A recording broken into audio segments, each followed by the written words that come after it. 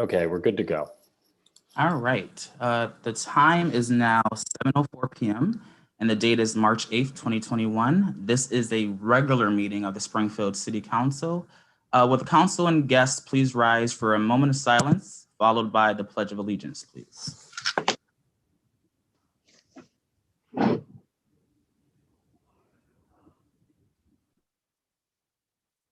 I pledge allegiance to the flag of the United States of America and to the republic for which it stands, one nation, under God, indivisible, with liberty and justice for all. Thank you.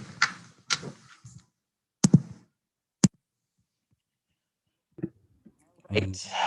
Are there any reports of committee this evening? Councilors, please raise your hand in the queue and I will call on you. Excuse me, Counselor, can you hear me? Yes, I can. Yes, I can. Is it okay if I call the roll, please? Oh, please, I'm sorry, Madam Clerk. Yes. No, it's fine. Please call the roll. Counselor Edwards? He just joined us. Okay, I'll come back. Okay.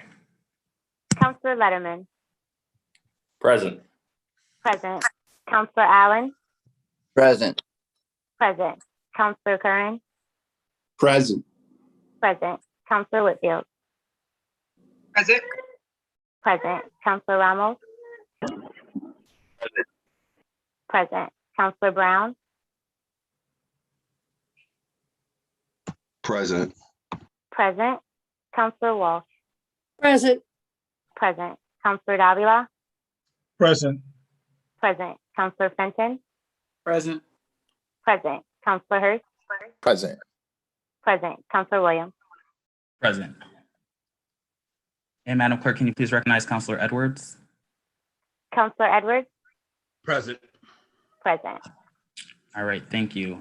At this time, now, are there any reports of committee?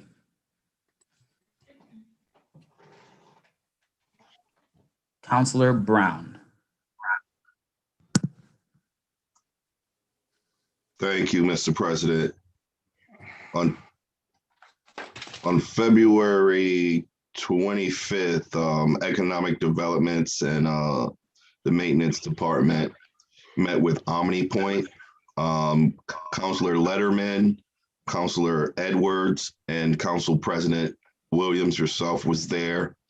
We met with OmniPoint, and basically what they did was doing a presentation to basically address the digital divide and economic and cultural difference to kind of create a smart technology. The presentation, we also had the city IT department, and we also had Kathy from the Springfield Law Department, just to basically address some of the issues where it came with cable and the cap. That's all. Thank you, Mr. President. Thank you, Counselor Brown. Are there any more reports of committee? I'm seeing Counselor Letterman. Thank you very much, Mr. President. I have several reports of committee this evening since our last regular meeting. I've held 2 meetings of the Health and Human Services Subcommittee of the City Council. On February 16th, I convened the committee. Counselor Curran, Allen, and Commissioner Helen Colton Harris were present, along with all of the division heads from HHS, and we received an update and a list of goals from each division relative to their plans and efforts in 2021. And then on March 3rd, we held another HHS committee meeting joined by Counselor Curran, Counselor Brown, yourself, Mr. President, Counselor Whitfield, and Counselor Allen. And the purpose of that meeting of the HHS committee was to discuss current data relative to the opioid epidemic in the city of Springfield and to build some collaboration between the Springfield Police Department and the Division of Health and Human Services, as well as Tapestry Healthcare, Mercy Medical Center, and the New North Citizens Council in terms of putting back together a rapid response program for non-fatal overdoses. So some good progress was made in that meeting towards that goal, and we'll continue to follow up. We've also held 4 meetings of the COVID-19 Response Committee Two of those meetings were general updates with the commissioner, Helen Calton Harris. We were joined by the majority of counselors between the four meetings at any given occurrence. But we did have two specific meetings, Mr. President, one to discuss data made available by the Commonwealth, as well as through the private company Curative, which is running the mass vaccination site at the Eastfield Mall. And that data is consistently showing that about a third of the individuals being vaccinated at the Eastfield Mall are from Springfield, while 2/3 are from surrounding suburban communities. And I think it speaks to, Mr. President, the call that the majority of the council has made at this time for a localized vaccine distribution effort. And we continue to reiterate that. We have seen some progress now with some of the community health centers being able to administer doses to their patients, but still not to the general public. So we continue that effort. And also we held a meeting on March 2nd of the COVID-19 Response Committee relative to housing resources available in the community. So those are my reports for this evening, Mr. President. Thank you very much. Thank you, Councilor. Next, I'm seeing Councilor Whitfield. Thank you, Mr. President. Okay, I'm sorry. I'm gonna work a little bit backwards on my committee presentations. So today we held a finance committee meeting, and the subcommittee members, Councilor Allen and Councilor Davila, was on that, along with Councilor Letterman, Councilor Fenton, Councilor Curran was also at the meetings. And I don't know if I'm missing any counselors. If I am, I apologize. And we went over the financial orders that we're going to go over today, and we all and they were approved by the council with no objections. Then we had a meeting last Thursday at 5:30 regarding the Shannon grant, and a lot of counselors was there as well. I appreciate the participation because it was a long meeting. It was 2.5 hours long, almost 3 hours long, and counselors stayed on for the entire time. So I want to thank the counselors that stayed on for the entire time. Councilor Letterman, Councilor Hurst, Councilor Williams, Councilor Allen. I know that those were the ones that stayed on the entire time, but I do want to thank Councilor Curran and Councilor Brown for joining the meeting as well. And if I missed anyone, I do apologize.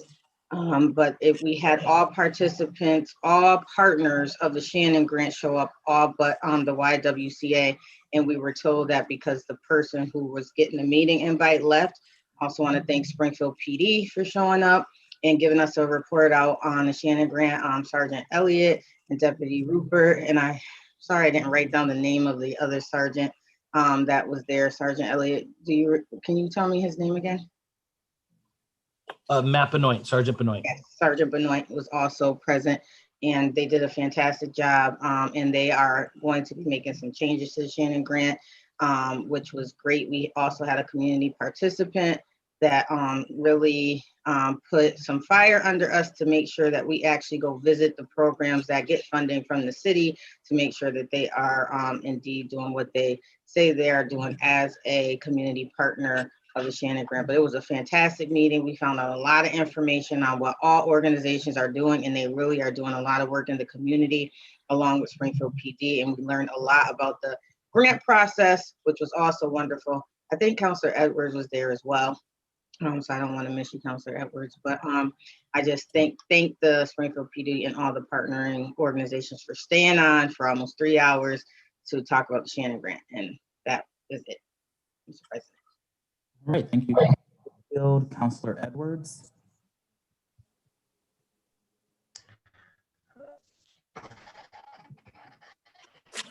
Thank you, Mr. President.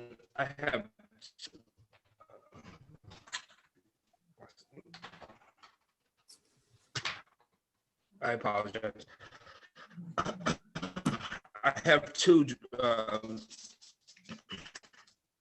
reports to the committee, both from the General Government Committee. Councilor Edwards, your February 10th, the Government Committee met and in presence Councilor Edwards. President Williams, Councilor Allen, and Attorney Theoles from Planning and Economic Director Tim Sheehan, And then we also had Councilor Edwards, can you hear me?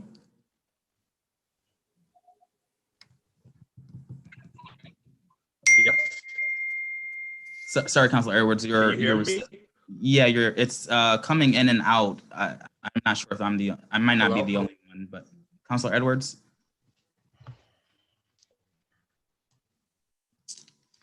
All right, we're gonna just skip to Councilor Hurst and hopefully. I hear you now. Yes. Can you hear me? Zoom for you. Councilor Edwards, do you mind maybe just signing off and signing back on? We can't really hear you that well.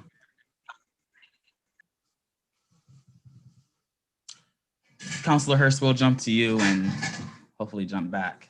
Thank you, Mr. President. The audit subcommittee met on February 24th at 4 o'clock. Subcommittee members, Councilor Brown, as well as Councilor Allen, were in attendance, along with yourself, Mr. President, and Vice President, Councilor Whitfield. We were joined by Director of Internal Audit, Young No, who gave a status report on the fiscal year 2021 audit plan from July 1st, 2020 to December 31st, 2020.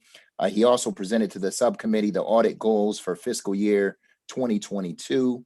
Additionally, Mr. No reported to the subcommittee on an alleged ethics violation against the DPW director for giving a Nathan Bill's Park sign that was previously used as a roadblock to Nathan Bill's restaurant using city resources.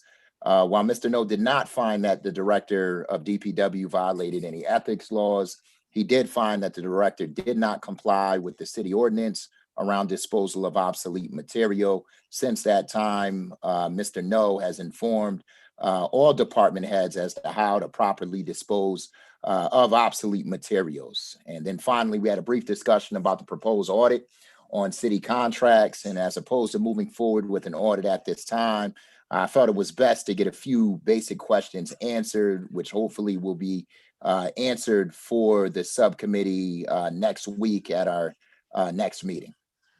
All right, thank you, Councilor Hurst. Councilor Letterman, if you'll just indulge me, I want to jump back to Councilor Edwards for an opportunity to give his report. Councilor Edwards. Can you hear me now? Yes, that's better. Okay, I apologize. On February 10th, the General Government Committee met.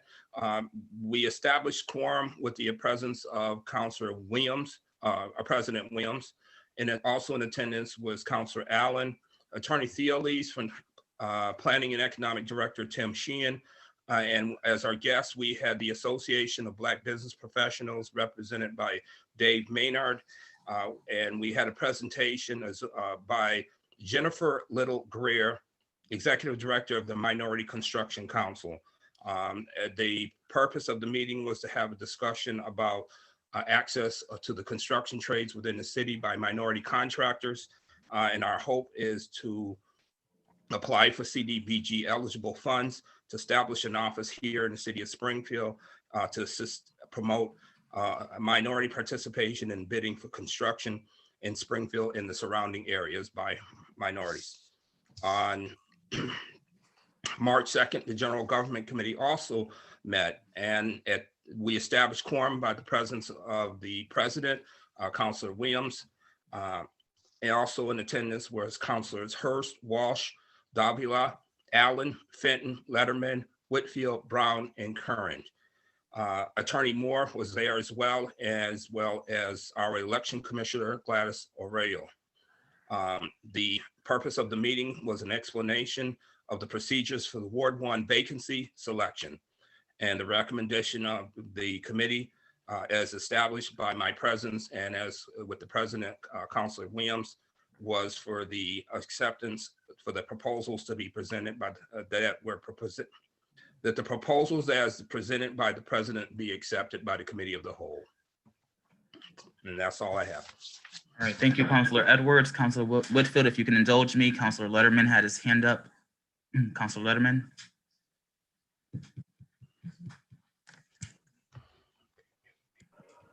I think you may have gotten disconnected, Mr. President. Okay, Councilor Whitfield, I'll give it to you. Yeah, I just wanted to correct the date. It was last Wednesday that we met, the 3rd, March 3rd, for the Finance Committee with the Shannon Grant. And I remember the date because I knew Councilor Davila, who's on the committee, couldn't make it on Wednesday. So I just wanted to make that correction. Madam Clerk, can you please just correct that for the record, please? All right, and Councilor Letterman, I think you've joined us, so I'll pass it back to you. Thank you, Mr. President. I apologize. I was briefly kicked off, and we're going to get rebooted up now. But I simply wanted to make one amendment to the March 3rd HHS report, which was just to state that Sergeant Brian Elliott represented the Springfield Police Department on that call. We very much appreciated his presence, and also between the HHS meeting and the Shannon meeting, Sergeant Elliott was before the council for about 5 hours. So I appreciate his time with us. All right, thank you, Councilor Letterman. Madam Clerk, please also let the record reflect that note as well. Are there any other reports of committee at this time? Again, I'll ask, are there any other reports of committee at this time? All right, seeing none, Madam Clerk, would you mind please calling the roll to accept the reports of committee? On accepting the reports of committee, Councilor Edwards, Yes. yes. Councilor Letterman, Yes. yes. Councilor Allen, Yes. yes. Councilor Curran, Yes. yes. Councilor Whitfield, Yes. yes. Councilor Ramos, Yes. yes. Councilor Brown, Yes. yes. Councilor Walsh, Yes. yes. Councilor Davila, Yes. yes. Councilor Fenton, Yes. yes. Councilor Hurst, Yes. yes. Councilor Williams, Yes. The reports have been accepted. Madam Clerk, can you please call the first item on the agenda? the first item on the agenda is the January revenue versus expenditure report. Is there anyone present to speak on this item? Thank you, Mr. President. Patrick Burns, 90 Clement Street, Springfield. Tonight you have the January revenue versus expenditure report. This represents 7 months of fiscal year 2021. As I highlighted in the Finance Committee meeting this afternoon, the city made a $17.3 million payment in January to the Springfield retirement system. This payment represents the months of January, February, and March. The payment in the same amount will be made the end of this month for April, May, and June. The total payments for the year will equal $69.1 million. Of that, $48 million comes from the city and $21.1 million from the school department. Thank you, Mr. Burns. Are there any questions from the council at this time?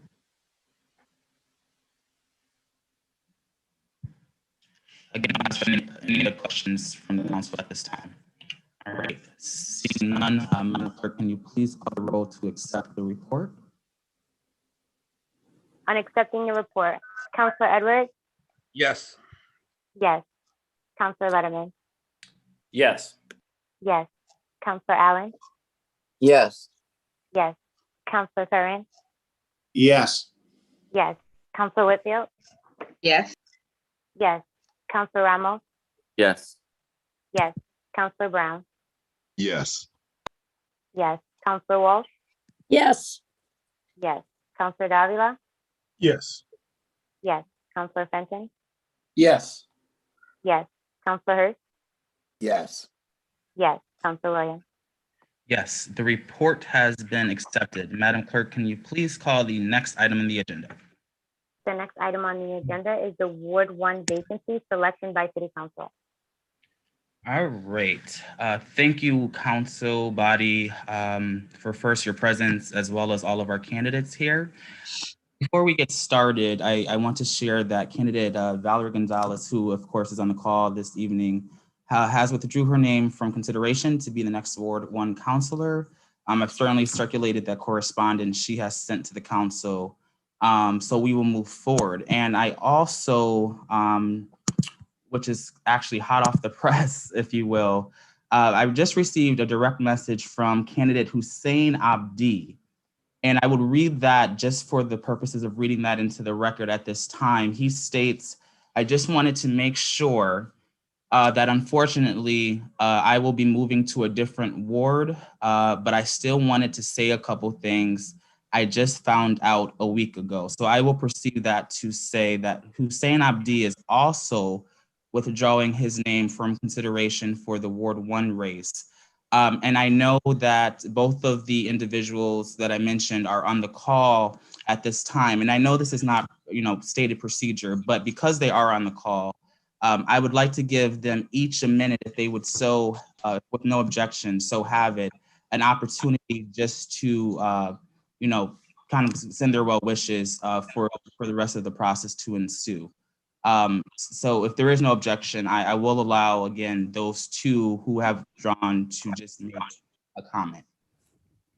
Ms. Gonzalez, would you like to make a comment at this time? No. Thank you, Ms. Valerie Gonzalez. And Mr. Hussein Abdi, would you like to make a comment at this time? Yes, I would. Feel free. Could you just please state your name and address for the record? Yeah, of course. Hussein Abdi, 163 Clyde Street, Springfield, Mass. Feel free. Thank you. First of all, sorry for the inconvenience, and thank you, President Marcus Williams, for allowing me to take a minute to say. I just want to be transparent. Say I don't wish to, seek the nomination for one vacancy. I just found out, like President Williams stated, that I'll be moving to a different ward. So hypothetically speaking, if I were to get the nomination, it wouldn't make any sense to represent a ward where I no longer reside. But whomever gets this nomination, I hope they're represented to the best of their ability and really advocate for their constituents, just as State Senator Adam Gomez did. I also just wanted to say thank you to all the city council members for their hard work in advocating for the citizens of Springfield. All right. Thank you, Mr. Abdi. Appreciate your consideration for even putting your hat in the ring. And I wish you and Ms. Gonzalez well. Thank you. All right, so moving forward, under Robert's rules, the process of nominating and electing officers where there is no procedure for nominating or electing candidates, a member of the assembly can make a motion explaining the procedure to follow. So at this time, I will ask if a member would be willing to explain the procedure this evening, and after I will certainly entertain a motion to vote on the procedure followed by a second. Is there any councilors who would be willing to speak to the procedure this evening? Councilor Williams, would you like me to read what you have outlined? Sure, Councilor Edwards, appreciate it, thank you. Okay. Under Robert's rules, the process for nominating the electing officers where there is no procedure of nominating or electing candidates, a member of the assembly can make the motion explaining the procedure to follow. Candidates have the floor via Zoom to be drawn at random. The clerk will pick numbers 1 through 5 from the box to assign numbers to each candidate. The clerk will then pick numbers 1 through 5. Each candidate will be, I'm sorry, Councilor Edwards, just to cut you off, it'll be 1 through 3, considering those withdrawals. Yes, I apologize. Each candidate will be provided a period of up to 5 minutes to explain why they are to serve and why they would be a best candidate for the job. Councilors will have a period of up to 15 minutes for question and answer period, and the clerk will keep track of the time with a timer. The council deliberations. At the end of that time period, council will have their deliberations and then nominations from the floor. Any member of the council can offer a nomination to fill the Ward 1 vacancy of the Springfield City Council. As a reminder for council, a nomination does not need a second. A member cannot nominate more than one person for the office until everyone has had the opportunity to make a nomination, and nominees do not have to leave the room during the nominations. When the vote is taken and when the vote is counted, and as this is a public meeting wherein there are no more nominations from the floor, the clerk will call the roll to close them. The election of the call vote to be drawn at random based on nominations called. The nominees will be voted on one at a time. The first nominee to get a majority of the vote of the body is elected. Councilors will say yes or no, abstain to each candidate as their name is called for the roll. All right, thank you, Counselor Edwards. And counselors, just for information, we've certainly had extensive conversation at our last general government meeting about the process itself. And we've heard the recommendation from Counselor Edwards previously. So, I will certainly ask at this time if I will entertain a motion to vote on the procedure. So if any counselor would like to make that motion at this time, I'd appreciate it. Motion to second. So moved by Counselor Davila and seconded by Counselor Edwards. Thank you. All right. So Madam Clerk, can you please call the roll to accept the proposed procedure this evening? On accepting the proposed procedure, Counselor Edwards? Yes. Yes. Counselor Letterman? Yes. Yes. Counselor Allen? Yes. Yes. Counselor Curran? Yes. Yes. Counselor Whitfield? Yes. Yes. Counselor Ramos? Yes. Yes. Counselor Brown? Yes. Yes. Counselor Wolf? yes, Yes. Counselor Davila? Yes. Yes. Counselor Fenton? Yes. Yes. Counselor Hurst? Yes. Yes. Counselor Williams? Yes. The proposed procedure has been accepted this evening. And this is what we will use to determine our next counselor. All right. So the second item of business under the vacancy is our candidates will have an opportunity to address the entire city council body. But before doing that, Madam Clerk, in the order that the name of the candidates appear on the list provided, so I will help you with that. I see Gumerson Gomez listed first. Mr. Abdias has withdrawn. Mr. Blake Gordon is still in it. And of course, Miss Marie Perez is still in it as well. So in that order that they appear, which would be 1, 2, 3 here, can you please pick numbers 1 through 3 from the box to assign the candidates those numbers at this time?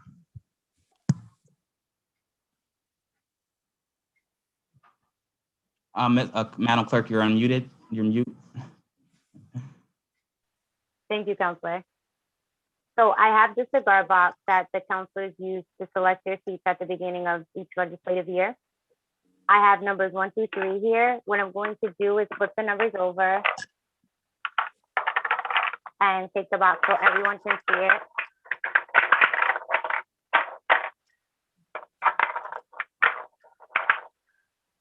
And then I'll pick the number so you can see. All right.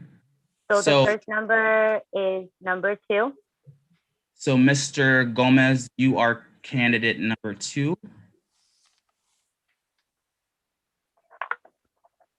The second number is number 1. Mr. Gordon, you are candidate number 1. And the third number is number 3. And Ms. Perez, you are candidate 3. That is your assigned number. Can I just say that it's Blake Grandin and not Oh, I'm Vernon? sorry. I apologize. Thank you for the correction, Counselor. And my apologies, Blake. All right, Madam Clerk, can you now pick numbers 1 through 3 from the box to determine the speaking order this evening?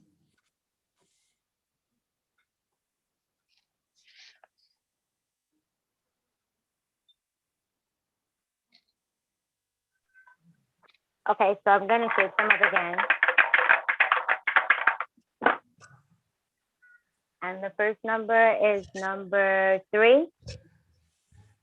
All right, and number 3 is who, Madam Clerk? That's Ms. Perez. All right, Ms. Perez, you will be speaking first this evening.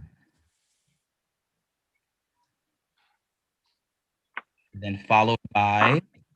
The second number is number 2, Mr. Gomez. All right, Mr. Gomez, you are speaking second. And of course, number 3, I'm sorry. The last is number 1, Mr. Grandin. All right. All right, thank you, Madam Clerk. All right, so just for the record, each candidate will be provided a period of up to 5 minutes to explain why they are willing to serve and why they would be the best candidate for the job. I will ask the same 2 questions of each candidate prior to speaking. Counselors will then have a period of up to 15 minutes for a question and answer period. Our clerk will keep the time on the speaking and question and answer portion of this election. Madam Clerk, can you please call the first candidate to speak? Maria Perez is the first candidate that will speak. All right, Ms. Perez, can you please state your name and address for the record? Yes, Maria Perez, 110 Prospect Street, Springfield, Mass. 01107. Thank you, Ms. Perez. And Ms. Perez, can you please explain for our council why you are willing to serve and why you would be the best candidate to fill the Ward 1 vacancy? First of all, yes, good evening. Thank you, President William and members of the City Council for your dedication and commitment to the resident of Springfield and to each ward, which is uniquely different, and to all residents of this great city of Springfield. I've heard all of you at this point or another, diversity is our strength. I hope when you talk about diversity, that includes the diversity of this council, and you including the need for more women to serve in this council. Who is Maria Perez? Maria Perez is a proud Latino woman, a mom, a grandmother. Maria Perez came to Springfield at the age of 27, and when my late husband, Freddie Moreno, we dedicated part of our life to uplift our community through the arts, music, and dance. Maria Perez, who went and received her degree from Springfield College, has dedicated her whole professional career to the community, especially the north end of Springfield. I am the founder of Mujeres a la Vanguardia, Women on the Vanguard, a group that empower women, and have worked with political leaders like yourself who have the vision while others close their eyes and refuse to hear the calling of women, seeking equality and the opportunity to lead. Today, you are at the crossroad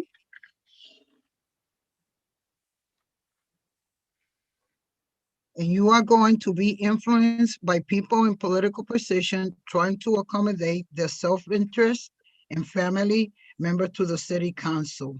So as I continue, Maria Perez has been in the public servant for the past 30 years when I dedicated myself to the enrichment and empowerment of the Northern community. Through this work, I serve on many boards, including former commissioner for the Board of Appeal for the City of Springfield, former president of the Spanish Merchant Association, founder of the Madres Latina organization. I also have served as president of the Ward 1 Democratic Committee and have helped many women to get into the empowerment, such as Women's on the Vanguard.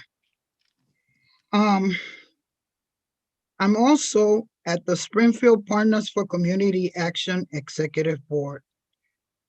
Ward 1 elected me to the school committee, representing a position that I currently hold.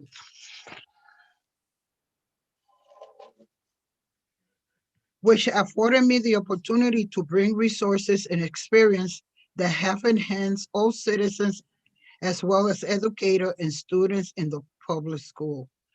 I am a resourceful decision maker, committed to continue working with all constituents, including fellow city councilors, to ensure that the citizens of the city of Springfield continue to thrive. I welcome the opportunity at this point to answer questions that you might have. But before I continue, I want to say that I'm not a politician. I am a person that's always have advocated for the Latino community. So by saying that, I want to say to you that today is International Women's Day. Its theme is choose to challenge. Therefore, I choose to challenge you to do the right thing. Thank you for your opportunity to present myself to you. I humbly ask you to do the right thing and vote for a woman, keeping in mind that 50% of the population in the city of Springfield is composed of women. Thank you so much. Thank you, Mrs. Perez. And perfect timing. I also just wanted to mention too that although they were not asked for or requested, several individuals did send letters to the city council office for Maria Perez, and those letters were circulated to the entire council. So I just wanted to state that as well. All right. At this time, councilors will have up to 15 minutes for a question answer period. So I will allow councilors at this time to raise their hands in the queue for any questions they might have of our candidate.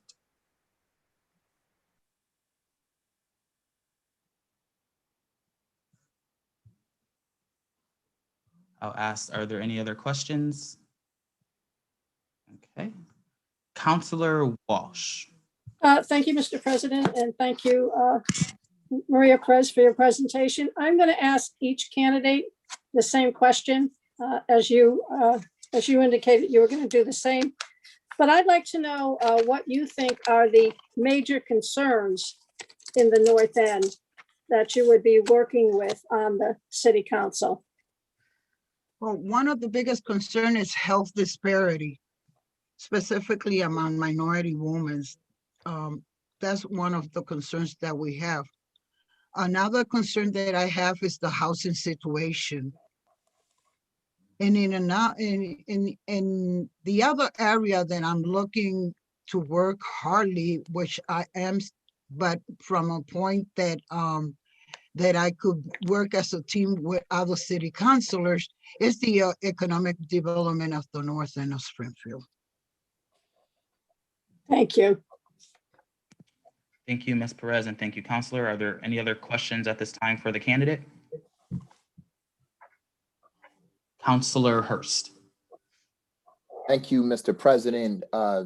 School Committee Woman Perez, are you planning on running for office in November?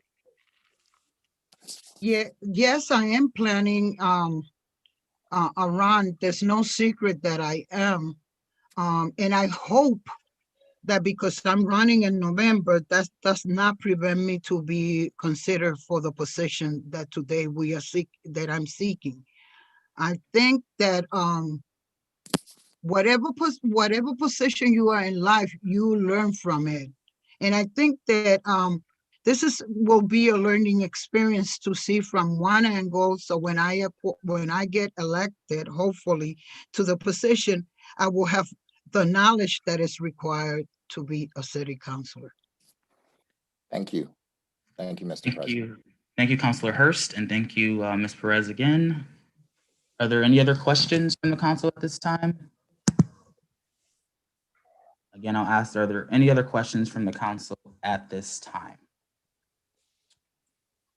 All right, seeing no more questions, Ms. Perez, I will ask this of each candidate as well. Will you consent this evening to being nominated? Yes. All right, thank you, Ms. Perez. Appreciate your words. All right, next we will move throughout this agenda. Madam Clerk, can you just please call the second candidate to be speaking this evening? The second candidate speaking this evening is Mr. Gomez. Thank you, Mr. Mr. Gomez, can you please state your name and address for the record, please? My name is Gumercindo Gomez, and I live at 46 Laurel Street, Springfield, so 1107. Thank you. Can you please explain why you are willing to serve and why you would be the best candidate to fill the Ward 1 vacancy? Thank you, Mr. President. First and foremost, good evening, City Council members, fellow candidates to Ward 1, and fellow citizens of Springfield that are watching these procedures. I would like to take this opportunity to thank our City Council President, Honorable Marcus Williams, and all City Councilors, especially City Council Melvin Edwards, Chairman of the General Government Committee, for taking on this difficult task in coming up with a procedure by which tonight you will appoint one of us to Ward 1 seat. I would also like to thank all 4 candidates that have stayed present in representing Ward 1. Those candidates are Ms. Valerie Gonzalez, which we have heard she's not running, Ms. Abdi, Mr. Blake Granton, and Mrs. Maria Perez. It takes courageous individuals in the community to make a decision in taking such responsibility. I congratulate all 4 of them for their courage. Gumercindo Gomez joined military services in 1966 at the age of 18, and I volunteered to join at that time. From my training, I took a trip to an unpleasant place, Vietnam, where I fought the war for a year. I fought the jungles of Vietnam for our Constitution, our freedom, our way of life. And from there, I went to serve for 20 more years until retirement at age 38, when I came to live at this beautiful city of ours that I love and care for. While in Springfield, on August 17th, 1987, I established the first Veterans Outreach Center in the city. From there on, I got heavily involved with the political issues of the community. As with my military experience in leadership, I saw right away that the community was in need of this component. One of our biggest victories has been war representation. In 1992, Frank Button, Anne-Marie Bisbee of Arise, and myself called the first meeting to commence the movement of war representation, which is an issue that brings us today here. All of you know the rest of the story of Gumercindo Gomez in Springfield. I feel as a political community activist, a leader in the veterans community for the last 34 years, I have proven myself beyond any reservation that I am an accomplished leader in the city, state, and nation. In the city, you all know my trajectory of first Veterans Outreach Center, first Puerto Rican flag raising ceremony. We're celebrating our 31st this year. First Puerto Rican parade, first Hispanic Boy Scout program in the city, first Hispanic drug and alcohol program coming from out of Puerto Rico, and lastly, the first Puerto Rican family to produce a Puerto Rican senator at state level. In the state, I am the longest standing executive director of any Veterans Outreach Center. I've been standing here for 34 years, and I'm also the commander of Vietnam Veterans of America of the state since 2014. In the nation, I am the only Puerto Rican serving at a national board as a national board member of Vietnam Veterans of America in the last 45 years. And I am the national chair for the National Minority Veterans Committee throughout the nation. As an established leader in the community, city, state, and nation, I feel that I am fully qualified to take this responsibility. I ask and I thank you for your support if I am your choice. Thank you. Thank you, Mr. Gomez. At this time, I will entertain any questions from the council body. Councilor Walsh. Thank you, Mr. President. And as I stated before, I will be asking each candidate the same question. And as I begin your questions, Mr. Gomez, thank you for your service. And the same question is, what do you see as the major concerns in the North End that you as a city council would be dealing with? One of the myths that we have to get rid of, that the North End is the North End. And we have to realize that the North End, or War One, is just not the North End. The War One comprises the biggest part of this city. And you have, or the individual that you select here today must be able to deal with these institutions and bring that economic development, which is very important, to our ward. As it has been stated that our ward is one of the poorest wards within the city. But we need to change that. And I want to work on that to ensure that the job that Councilor Adam, now Senator Adam, started is completed and finished. That will be my greatest responsibility. Thank you. Thank you, Councilor. Thank you, Mr. Gomez. Councilor Hurst. Thank you, Mr. President. Mr. Gomez, my question for you is the same question that I asked of Ms. Perez. Are you planning on running for the Ward 1 seat in November? I stated in my letter to the city council at that time, I was contemplating on not going that route.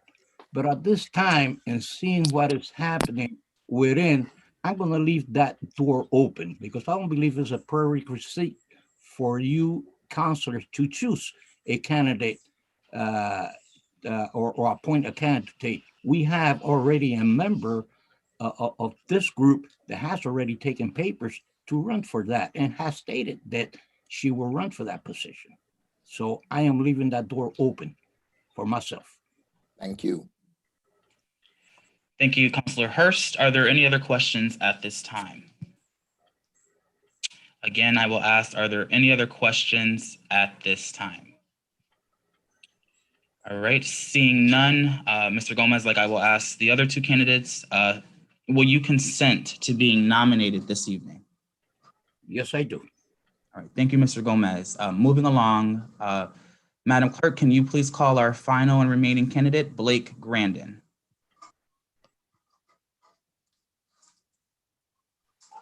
Our final candidate speaking this evening is Blake Grandin. Thank you. Mr. Grandin, can you please state your name and address for the record? My name is Blake Grandin. I reside at 39 Montmorency Street, Springfield, Massachusetts, 01107. Thank you, Mr. Grandin. And can you please explain why you are willing to serve and why you would be the best candidate to fill the Ward 1 vacancy? Absolutely. Thank you for your time, councilors, for giving me the opportunity to explain why I'd be the best candidate. First, let me address the elephant in the room. I am indeed the only applicant with zero political experience here. While that may make me the wild card to some of you, I have spent over 20 years in restaurants and the hospitality industry. Anyone that's worked at a restaurant knows that it is some of the hardest work you can do while getting yelled at by everyone in the room. I have spent the entire majority of my life serving other people and listening. I moved to Springfield, Massachusetts to help open up MGM Springfield. I literally got asked to move, packed my bags and moved on my birthday. The day after my birthday, I was at work.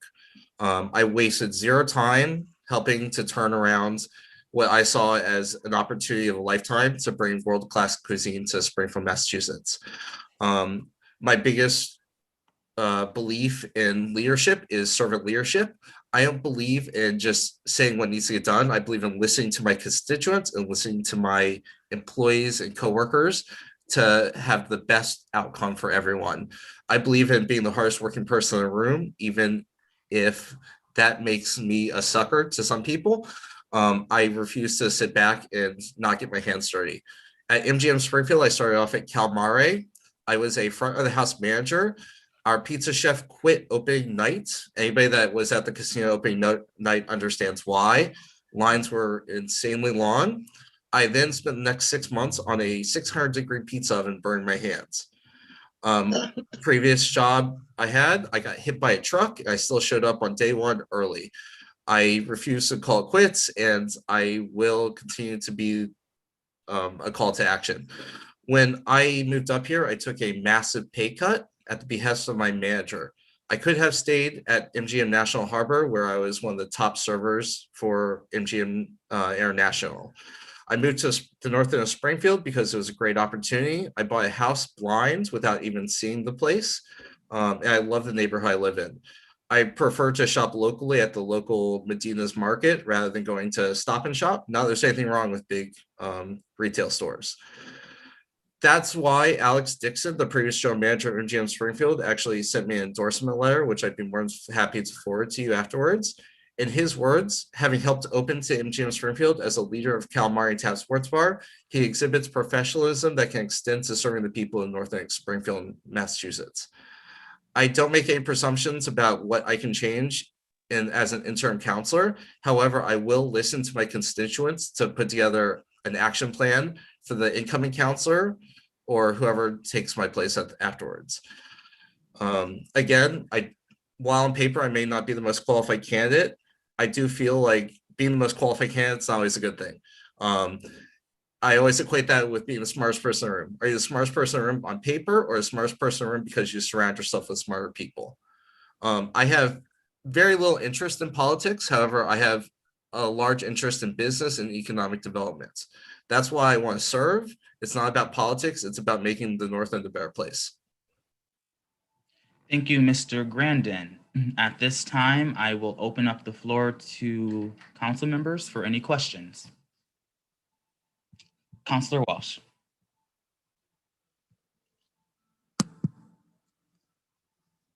Councilor Walsh, you're muted. Thank you, Mr. President. Mr. Grandin, as I asked Maria Perez and Gomesinda Gomez, I will ask you the same question. What do you think are the major concerns in Ward 1 that you as a council would be dealing with? Personally, it would be economic nature, and obviously with the whole COVID pandemic, making sure we can get that vaccination rolled out. For instance, previously they said that vaccinations would hit restaurant workers during February, is now March.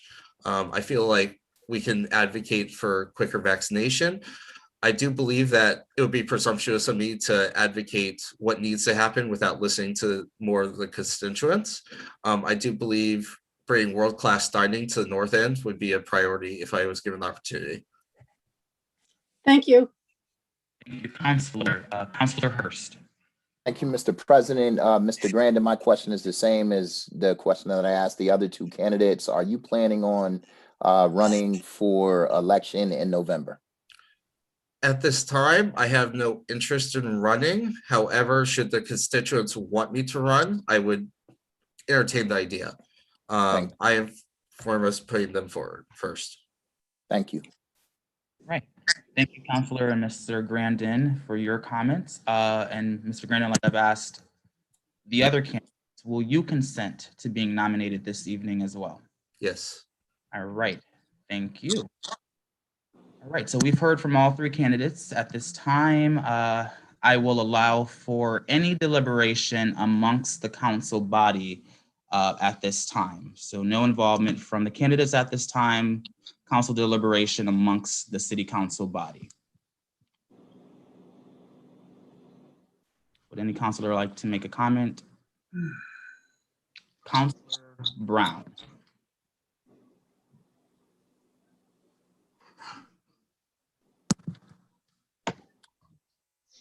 Thank you, Council President.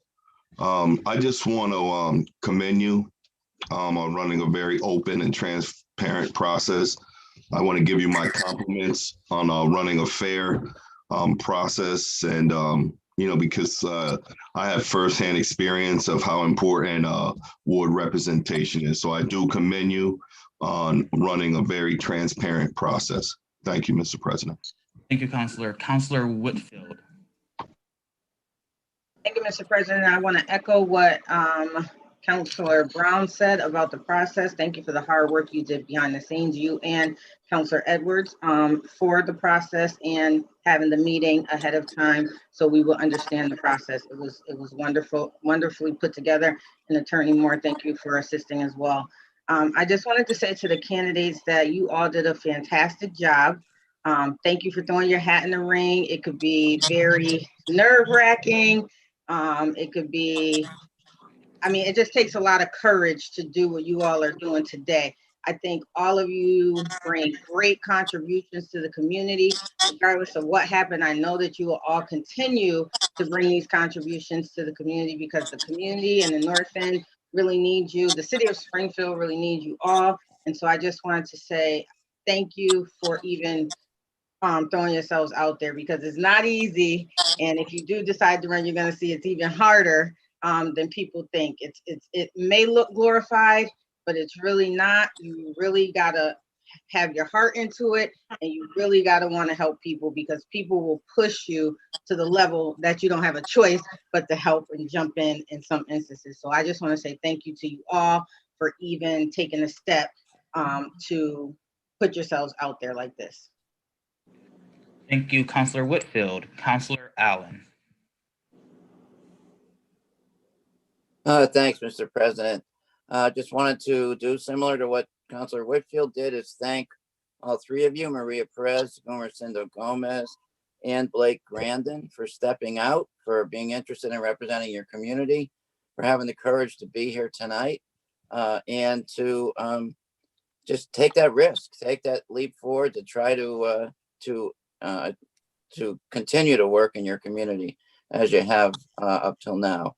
So thank you for your efforts. Thank you for your past service. And no matter what the outcome is tonight, I look forward to working with all of you in any capacity we can. Thank you. Thank you, Councilor Allen. Councilor Davila. Yeah, Mr. President, I just have a point of clarification. I couldn't get to the hand in time. When one of the candidates, the last candidate that spoke, is he currently employed at MGM or that was past employment?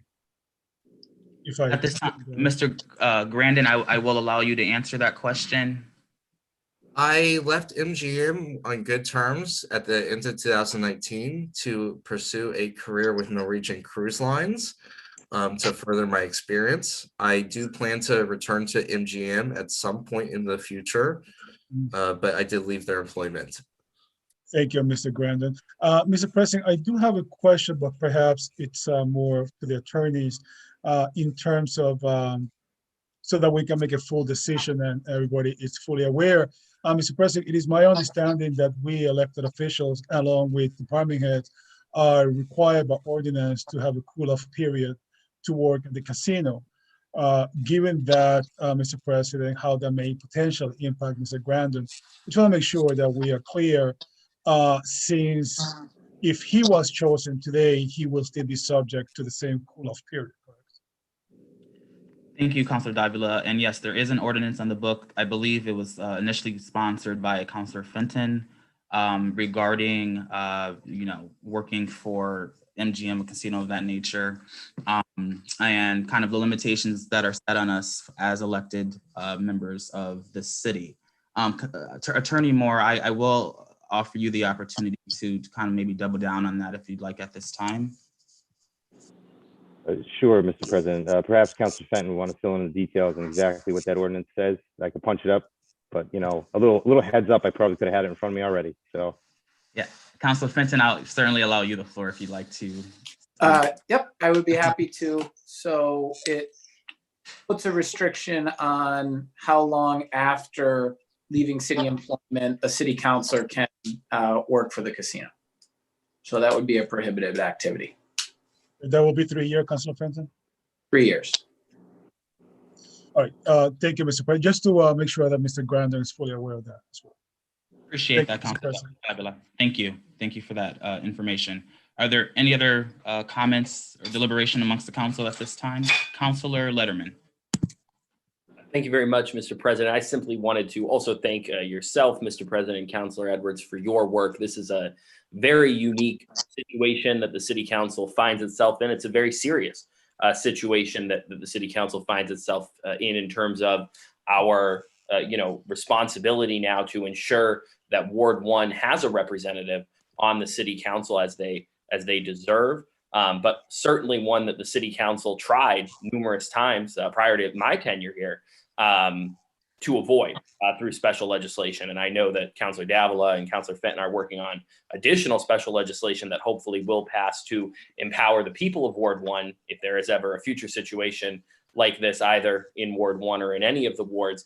But the situation that we find ourselves in today, it is what it is. And I would actually submit that I am so thankful that so many qualified candidates who represent so many different, unique, but very important perspectives have come forward, both the two who saw the need to remove themselves prior to the process and the three before us today. To Ms. Perez and Sergeant Gomez, not only have I had the chance to work with both of you in your current capacities, but I also think back to some of my mentors like Councilor Twiggs and Michael Ambusey, who always spoke so highly of both of you and the work that they were able to do with you.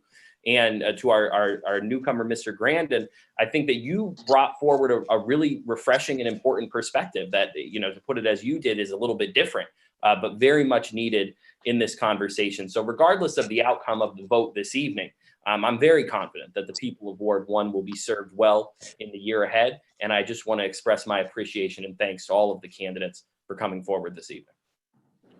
Thank you, Councilor Letterman. Councilor Fenton. Thank you, Mr. President. I also want to thank you and Councilor Edwards for outlining this process. I would be remiss if I didn't say that this is a really difficult moment. It's a bittersweet one for us. We're replacing my friend, our friend, Councilor Gomez, and filling his seat. And I know two of these people who are before us today very well. I'm pleased to get to know Mr. Grandin better and review the testimony that he submitted. And like Councilor Letterman, I'm really proud of the citizen participation that stepped up to represent Ward 1 and be a part of the Springfield City Council. Councilor Whitfield's right. It is often a thankless job, and there's a lot that goes into it that people don't see. I believe that this process has been as best as it possibly could be, Mr. President, given your efforts.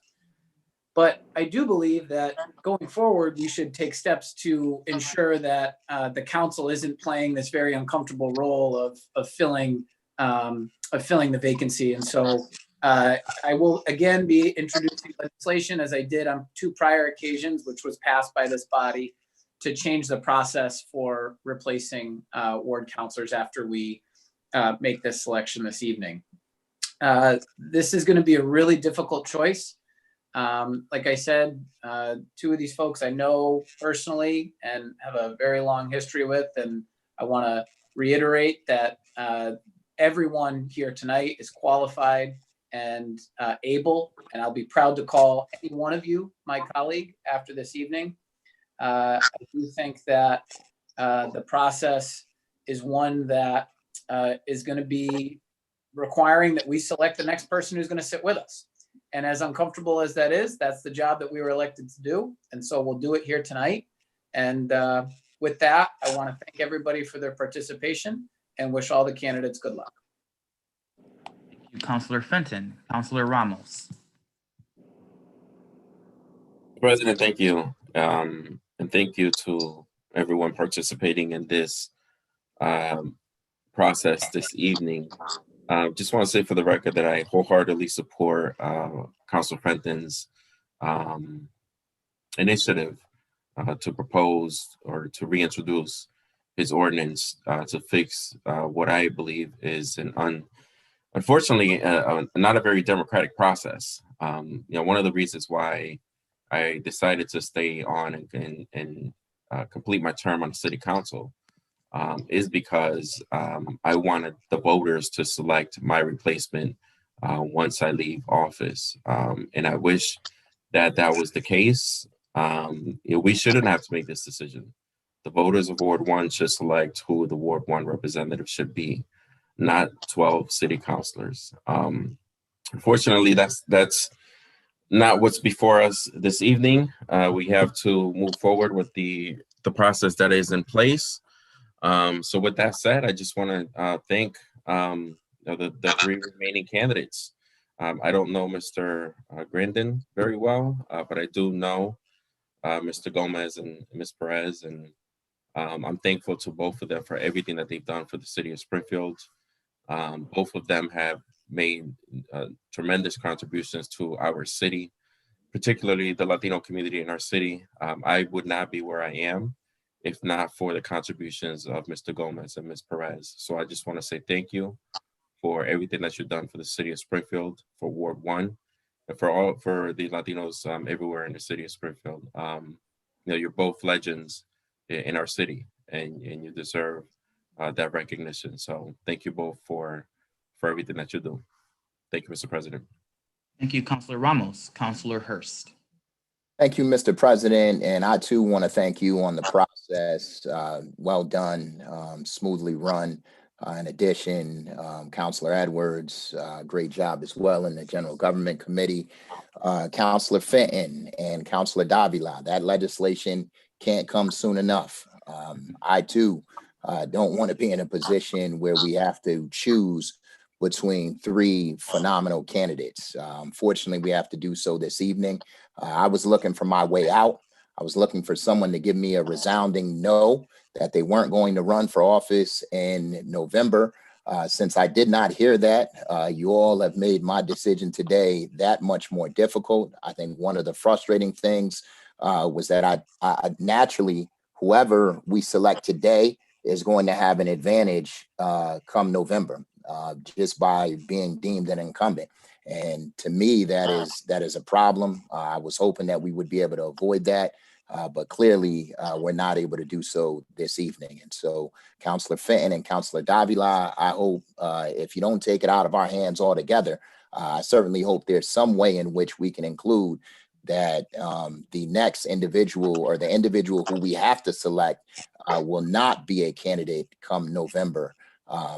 Whereas so as not to give them an unfair advantage and, essentially slant in the direction of a particular candidate come November, just by virtue of selecting them as a counselor. So with that said, tough job to do. Thank you so much for participating in the process. And again, Mr. President, thank you for making it seamless. Thank you, Councilor Hurst. Are there any other comments at this time? I would like to ask, are there any other comments at this time or deliberation be amongst the council? All right, seeing none, we will move into the next portion of this election, which is our nominations from the floor. So at this time, I would request that any member of the City Council offer a nomination to fill the Ward 1 vacancy of the Springfield City Council. And as a reminder for councilors, a nomination does not need a second. A member can't nominate more than one person for the office until everyone has had the opportunity to make a nomination, and nominees do not have to leave the room during the nominations, when the vote is taken, or when it is counted, as this is a public meeting. So at this time, I will entertain any nominations from the floor. Councilor Hurst. Thank you, Mr. President. I'd like to nominate Gumersindo Gomez, although I'm hopeful all of the candidates this evening will be nominated, and at which time we'll have a vote on one of the three. But my nomination is for Gumersindo Gomez. Thank you, Councilor Hurst. Gumersindo Gomez has been nominated. Are there any further nominations at this time? Councilor Allen.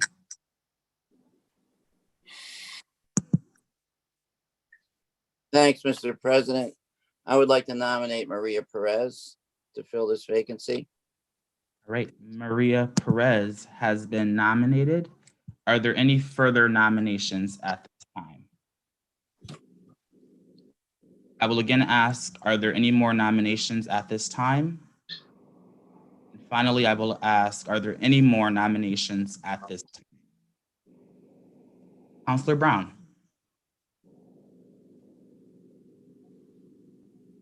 Nominate Blake Grandin. Blake Grandin has been nominated, and those are the three candidates that we have. So, Madam Clerk, the next item, actually, prior, I'm getting ahead of myself, excuse me. Can I please have a motion from one of the counselors to close nominations at this time? So So moved. moved. Motion made by Counselor Whitfield, seconded by Counselor Edwards, perhaps? Oh, it was me that, Counselor Allen that also made that motion. So I second it. Okay, Counselor Allen has seconded the motion. Madam Clerk, at this time, can you please call the roll on closing nominations? On closing nominations, Counselor Edwards? Yes. Yes. Counselor Letterman? Yes. Yes. Counselor Allen? Yes. Yes. Counselor Curran? Yes. Yes. Counselor Whitfield? Yes. Yes. Counselor Ramos?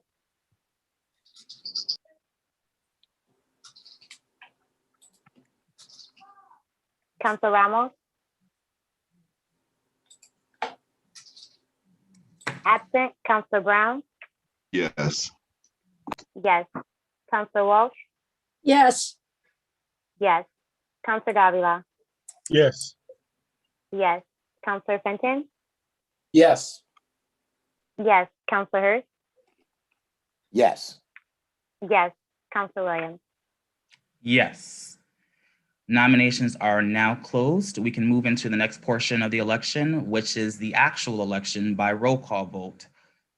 The nominees here will be voted for one at a time, and the first nominee to get a majority vote of the body is elected.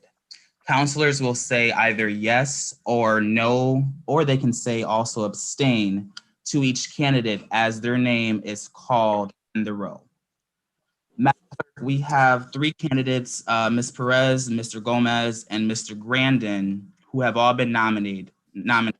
Can you please put their assigned numbers in the box and choose the first election that we will have this evening? And before that, I'm sorry, Counselor Whitfield, did you have a comment? I have a question. Can you just clarify a majority vote for the people watching? Sure. How many votes that is? Sure. Thank you, Counselor Whitfield. A majority vote is 7 votes of the Springfield City Council. Thank you. Thank you, sir. Madam Clerk, you're welcome.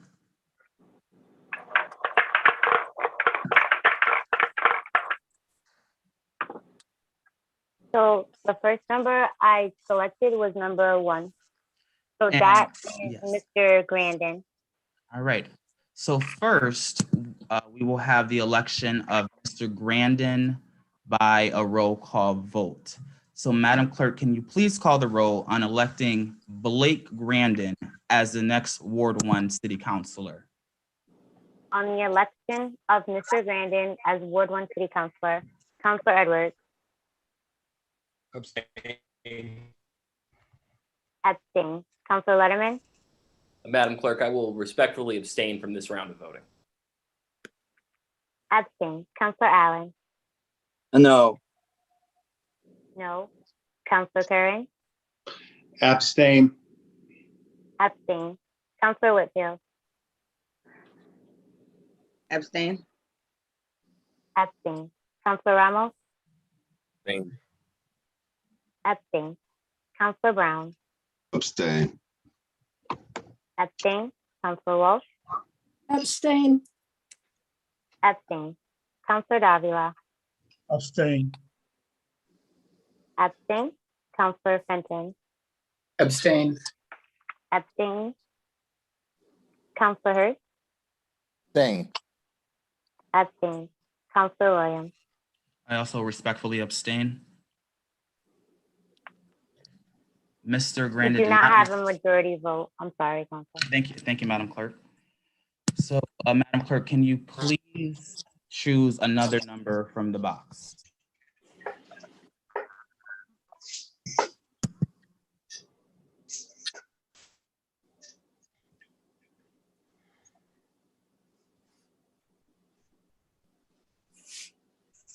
Madam Clerk, you're muted. I'm sorry. The next number I selected was number 2. Number 2. And who's assigned number 2? And that was Mr. Gomez. All right. We will now have the election of Mr. Gomez to be the next Ward 1 City Councilor by way of roll call vote. Madam Clerk, can you please call the roll? On the election of Mr. Gomez to the Ward 1 City Council vacancy, Councilor Edwards. Yes. Yes. Councilor Letterman. Yes. Yes. Councilor Allen. Abstain. Abstain. Councilor Perrin. Yes. Yes. Councilor Whitfield. Yes. Yes. Councilor Ramos.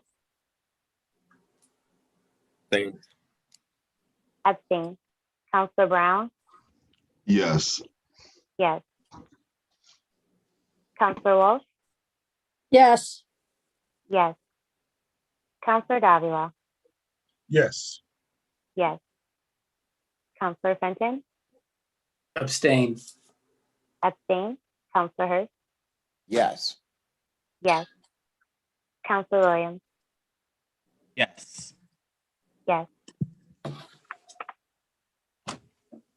The members have elected by a simple majority vote Gumersindo Gomez as the next Ward 1 City Councilor. Congratulations.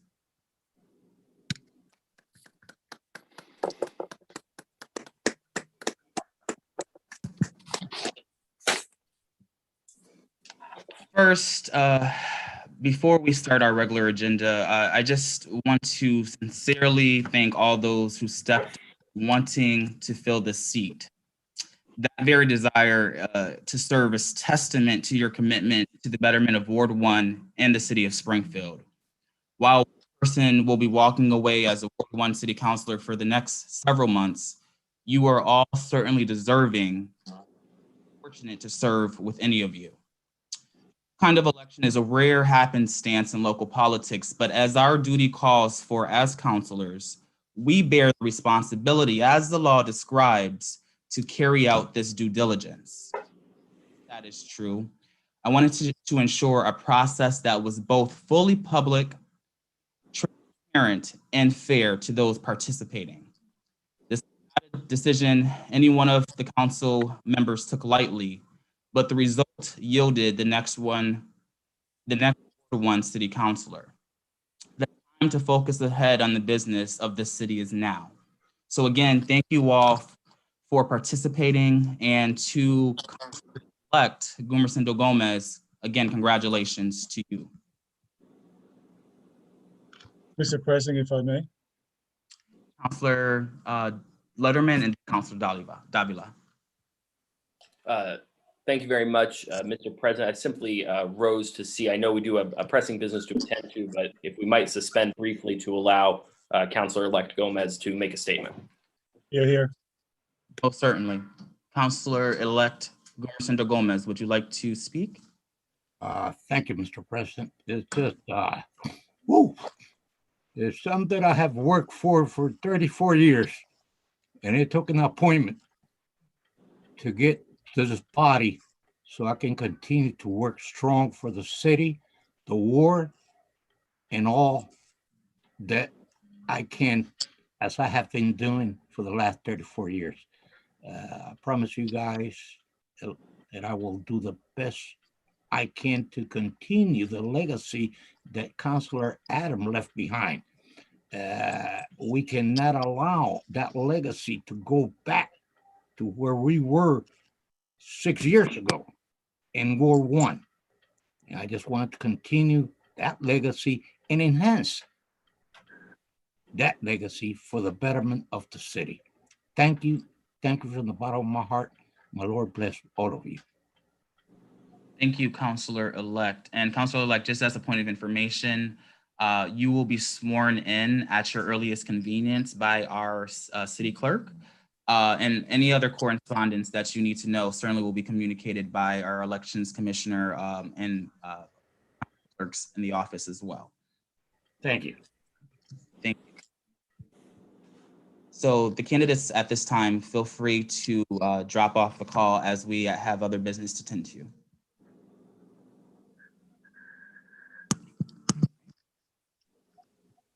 All right, Madam Clerk, can you please call the next item on our agenda this evening? The next item on the agenda is the reappointment of the city auditor, Young No. All right, is there anyone here currently present to speak to this item?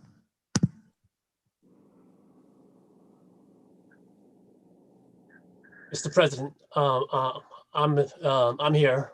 All right, can you please, Mr. No, state your name and address for the record? Yes, Young No, 50 Eunice Drive, Springfield, Massachusetts.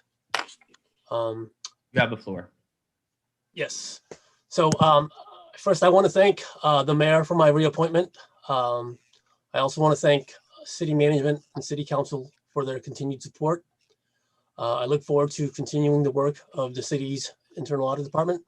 Again, I thank the city council for this opportunity as well. Thank you.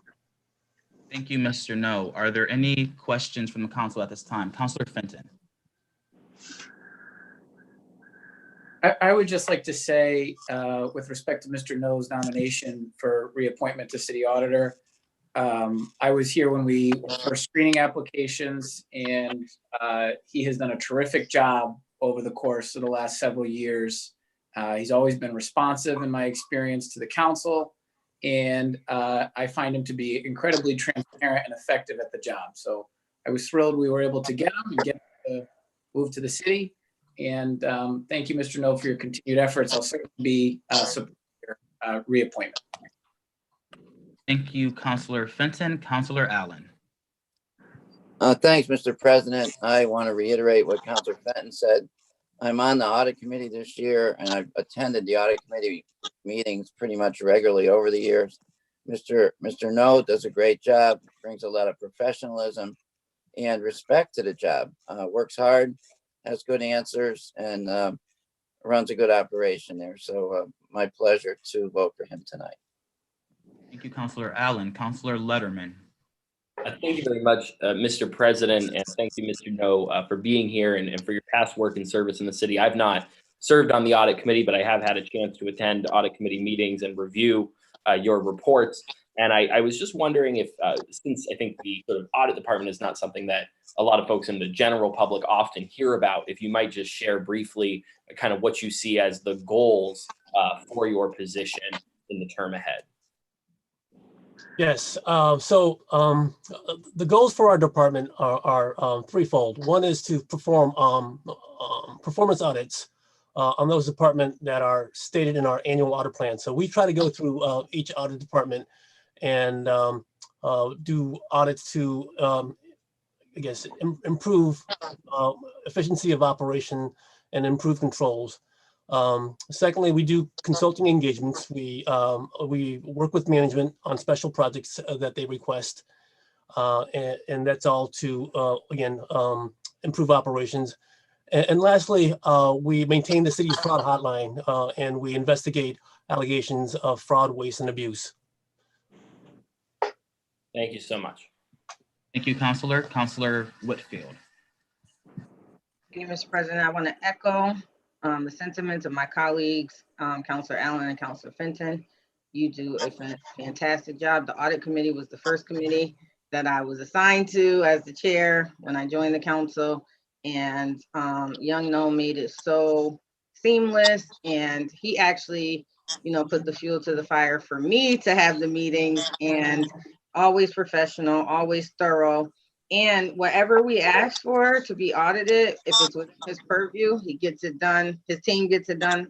I don't like to say one person does anything, but his team gets it done. So it will be my pleasure to approve your reappointment.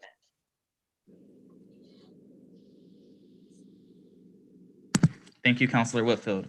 Are there any other questions or comments at this time? Councilor Davila. Thank you, Mr. President. I just wanted to echo the same sentiment for my colleagues. I had the pleasure and the treat of working with Mr. No last year as the chairman of the audit committee. And it was truly an experience and a learning experience for me.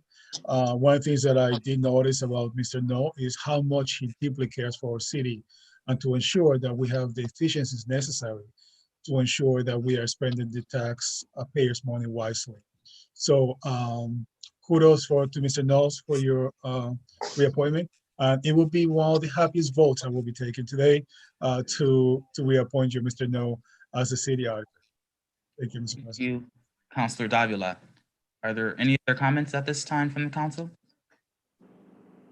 I'll ask, are there any other questions or comments at this time from the council? All right, seeing none, can I please have a motion to entertain moving along with Mr. No's reappointment? So moved. All right, there's a motion on the floor by Councilor Whitfield. Can I have a second? Second. All right, seconded by Councilor Walsh. At this time, Madam Clerk, can you please call the roll on Mr. No's reappointment? On confirmation of the reappointment of Mr. No, Councilor Edwards, Yes. yes. Councilor Letterman, Yes. yes. Councilor Allen, Yes. yes. Councilor Curran, Yes. yes. Councilor Whitfield, Yes. yes. Councilor Ramos, Yes. yes. Councilor Brown, Yes. yes. Councilor Walsh, Yes. yes. Councilor Davila, Yes. yes. Councilor Fenton, Yes. yes. Councilor Hurst, Yes. yes. Councilor Williams, Yes. Congratulations, Mr. No, on your reappointment. Thank you. Thank you. Madam Clerk, can you please call the next item on the agenda? the next item on the agenda is a petition, traffic control agreement, Cottage Street, Robbins Road intersection. Thank you. Is there anyone here to speak to the petition? Good evening, councilors. Chris Signoli, DPW Director, 89 Bennington Street. The traffic control agreement is for the proposed Mass DOT project for the reconstruction of Robbins Road and Industry Ave, which will be going out to bid through Mass DOT in the coming weeks. The traffic control agreement is basically the project that Mass DOT is putting together. It identifies locations for items such as bike lanes, no turns on red, bicycle lanes, left turns, etc. These rules and regulations, once accepted by the city as part of the project, cannot be changed by the city. After the construction, we have to go back through Mass DOT. We do traffic control agreements on all Mass DOT projects. Thank you, Mr. Signoli. Are there any questions or comments from the council at this time? Councilor Letterman. Thank you very much, Mr. President. Chris, how does this traffic control agreement comply with our Complete Streets initiative? Completely. The project has full bike lanes in the project, brand new pedestrian crossings, signalization. So it complies with both the city and the state standards. Excellent. Thank you very much, Chris. You're welcome. Thank you, Councilor Letterman. Are there, Councilor Brown? Yes, Chris. When going through these projects, do you guys ever meet with the neighborhood councils? Is that like a process that you do? Oh yeah, we early stages of the project, we usually meet 3 or 4 times with the neighborhood councils, and then we have a mandatory Mass DOT public hearing, which I believe on this project might have been about a year and a half ago on it. So we've met with, and this is kind of a weird area because I think it's in East Springfield, but I also think when we had the meeting, we had it at Kennedy. So we included the Orchard, Pine Point, and East Springfield. And what are they excited about the project? They're excited about the project. They are not excited about having 3 projects going on kind of the same time. Bay and Berkshire will be finished up this year. Berkshire Cottage and Harvey is starting in the next month. And then this project will probably start in the fall. So there'll be a lot of construction activity in the Pine Point, East Springfield area. Thank you, Chris. Thank you, Mr. You're President. welcome. Thank you, Counselor and Chris. I don't like to hear that, but I digress. Are there any? We can stop the project if you want. No. Hey. Okay. Are there any other questions or comments from the council at this time? Any other questions or comments? All right, seeing none, typically we would accept the petitions by voice vote, but because we are operating by way of Zoom, Madam Clerk, can you please call the roll on accepting the petition?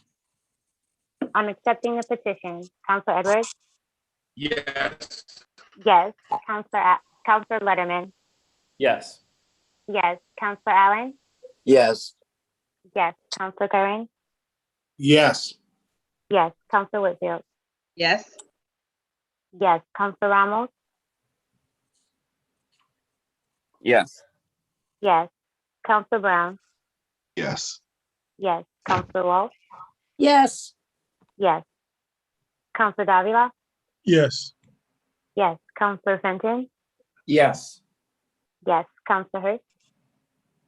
Yes. Yes. Counselor Williams? Yes, the petition is approved. Madam Clerk, can you please call the next item? The next item on the agenda is a petition for Eversource at Jasper Street. Chris, I'll turn it over to you. Good evening, councilors. Chris Signoli. This is for the installation of a new Eversource utility pole on Jasper Street for two reasons. Number one, to allow for connection of their utilities and for acting as a guide pole structurally for other poles in the area. Thank you. Are there any questions or comments from the council at this time? Are there any questions or comments from the council? All right. Seeing none, Madam Clerk, can you please call the roll on accepting this petition? On accepting the petition, Counselor Edwards? Yes. Yes. Counselor Letterman? Yes. Yes. Counselor Allen? Yes. Yes. Counselor Whitfield? I'm sorry. Yes. Counselor Curran? Yes. Yes. I'm sorry. Counselor Whitfield? That's okay. Yes. Yes. Counselor Ramos?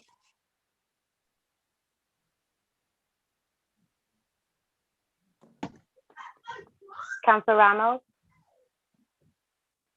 Absent. Counselor Brown? Yes. Yes. Counselor Walsh? Yes. Yes. Counselor Davila? Yes. Yes. Counselor Fenton? Yes. Yes. Counselor Hurst? Yes. Yes. Counselor Williams? Yes, the petition is approved. Madam Clerk, can you please call the next item? The next item on the agenda is a petition for Armory Street. Thank you. Good evening, councilors. As I mentioned at the last meeting, we asked for this item to be tabled, sent to committee. And I'm asking that it be continued. Springfield Water and Sewer has gotten back to the petitioners. So they do have to provide some information to Springfield Water and Sewer about design, providing easements through the property.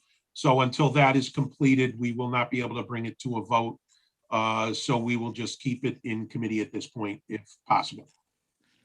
Thank you, Mr. Signoli. The DPW director has asked that this item be continued. Can I have a motion from the counselor to make that happen, please?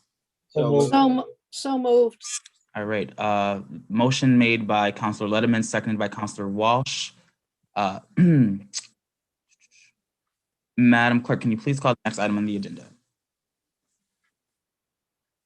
Oh, I'm sorry, Madam Clerk. Do we need to call the roll on?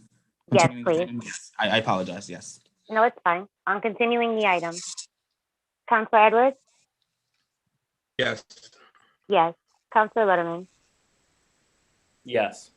Yes. Counselor Allen? Yes. Yes. Counselor Curran? Yes. Yes. Counselor Whitfield? Yes. Yes. Counselor Ramos? Yes. Yes. Counselor Brown? Yes. Yes. Counselor Walsh? Yes. Yes. Counselor Davila? Yes. Yes. Counselor Fenton? Abstain. Abstain. Counselor Hurst? Yes. Yes. Counselor Williams? Yes, the petition has been continued. Madam Clerk, can you please call the next item on the agenda? The next item on the agenda is the FY21 Shannon CSI grant. All right, thank you. Is there anyone present to speak to this grant? Could you please state your name and address for the record? Good evening, Brian Elliott, Springfield Police Department, 130 Pearl Street. I would just ask you to consider voting as the entire council. I appreciate your input. We had a great meeting with Councilor Whitfield a week ago. If you have any questions, I'd be happy to answer them. Thank you, officer. Are there any questions from the council at this time? Councilor Brown. I just want to commend you for all the work you guys do down there. Hopefully we can grow it a little bigger and get a little bit more entrenched with the community, but I do want to commend you and all the hard work the men in blue do. Thank you, Mr. President. Thank you, Councilor Brown. Councilor Whitfield. Thank you, Mr. President. I also just want to thank, you know, the officers for the hard work that they do in keeping us safe in the community. And Sergeant Elliott, I definitely want to thank you for your thoroughness, for your background knowledge, for everything you brought to the meeting. Every meeting that I'm in with you, I was in the HHS meeting as well when you were there. And I just think that you are very thorough and detailed, and you really, truly care about the community. So I just wanted to say, keep up the great job for the city of Springfield. Thank you. Thank you, Councilor Whitfield. Are there any other questions or comments from the council at this time? Seeing none, may I have at this time entertain a motion to accept the grant on the table at this time? So moved. We have a motion by the Councilor Whitfield. Can I have a second? Second. All right, seconded by Councilor Brown, I believe that was. Madam Clerk, can you please call the roll on accepting the FY21 Shannon grant? On accepting the grant, Counselor Edwards? Yes. Yes. Counselor Letterman? Yes. Yes. Counselor Allen? Yes. Yes. Counselor Curran? Yes. Yes. Counselor Whitfield? Yes. Yes. Counselor Ramos? Yes. Yes. Counselor Brown? Yes. Yes. Counselor Walsh? Yes. Yes. Counselor Davila? Yes. Yes. Counselor Fenton? Yes. Yes. Counselor Hurst? Yes. Yes. Counselor Williams? Yes, the grant has been accepted. Madam Clerk, can you please call the next item on the agenda? Thank you, councilors. On behalf of the commissioner, thank you very much. Thank you. Thank you. Thank you. The next item on the agenda is FY21 State Aid to Public Library. All right, is there anyone here to speak to this? If you're present, can you please state your name and address for the record? Sure. Molly Fogarty, Library Director, 220 State Street, Springfield. This is funding from the Massachusetts Board of Library Commissioners. It's their State Aid to Public Libraries program. And in order to qualify, we have to fill out applications and we have to be in compliance with all the state regulations and standards for public libraries, which we are. And usually this is funding that we would receive in the fall, October, November, but because of the lateness of the passing of the state budget, the awards were approved by the Mass Board of Library Commissioners in February. And we have received half the payment and we'll receive the second payment in April. Have any questions? Thank you, Molly. Are there any questions or comments from the council at this time? Again, I'll ask, are there any questions or comments from the council at this time? Seeing none, may I please entertain a motion to accept this funding? A point of order, Mr. Chairman. Yes. Just because I know we're on a tight schedule, do we need a motion to accept each order? Is since it's on the agenda, can we just vote on it? Well, I will defer to the clerk, but this order is above the $50,000 threshold that we usually have. And I know that those that follow are less than that, so I just called it separately. I know we can't vote on them all together. I'm just saying if an item is properly on the agenda, I think we can just move to vote if there's no further debate. I don't know that we need a motion on each item, just simply for time, Mr. Chairman. Appreciate it. Yeah, no, sure. Madam Clerk, do you have the 2 cents there? So we don't need a motion for each grant, but I can understand why President Williams was taking it by motion because we were taking them one by one. We usually take them by voice vote. I think that's the difference. But because we have to do a roll call, President Williams was asking for a motion, but we don't need a motion to accept it. Appreciate that clarification, Madam Clerk and Councilor Letterman. At this time, can we just please then call the roll? On accepting the grant, Councilor Edwards? Yes. Yes. Councilor Letterman? Yes. Yes. Councilor Allen? Yes. Yes. Councilor Curran? Yes. Yes. Councilor Whitfield? Yes. Yes. Councilor Ramos? Yes. Yes. Councilor Brown? Yes. Yes. Councilor Walsh? Yes. Yes. Councilor Davila? Yes. Yes. Councilor Fenton? Yes. Yes. Councilor Hurst? Yes. Yes. Councilor Williams? Yes, the grant has been accepted. Madam Clerk, can you please call the roll on accepting items 9 through 13 together as they fall below the $50,000 threshold? Item 9 is the Massachusetts Cultural Council grant. Item 10 is the EOHHS Youth Homelessness Grant Increase. Number 11 is Irene E. and George Davis Foundation Grant Increase. Number 12 is Cottage Street, Robbins Road, Industry Ave donation. And number 13 is Health and Human Services donation.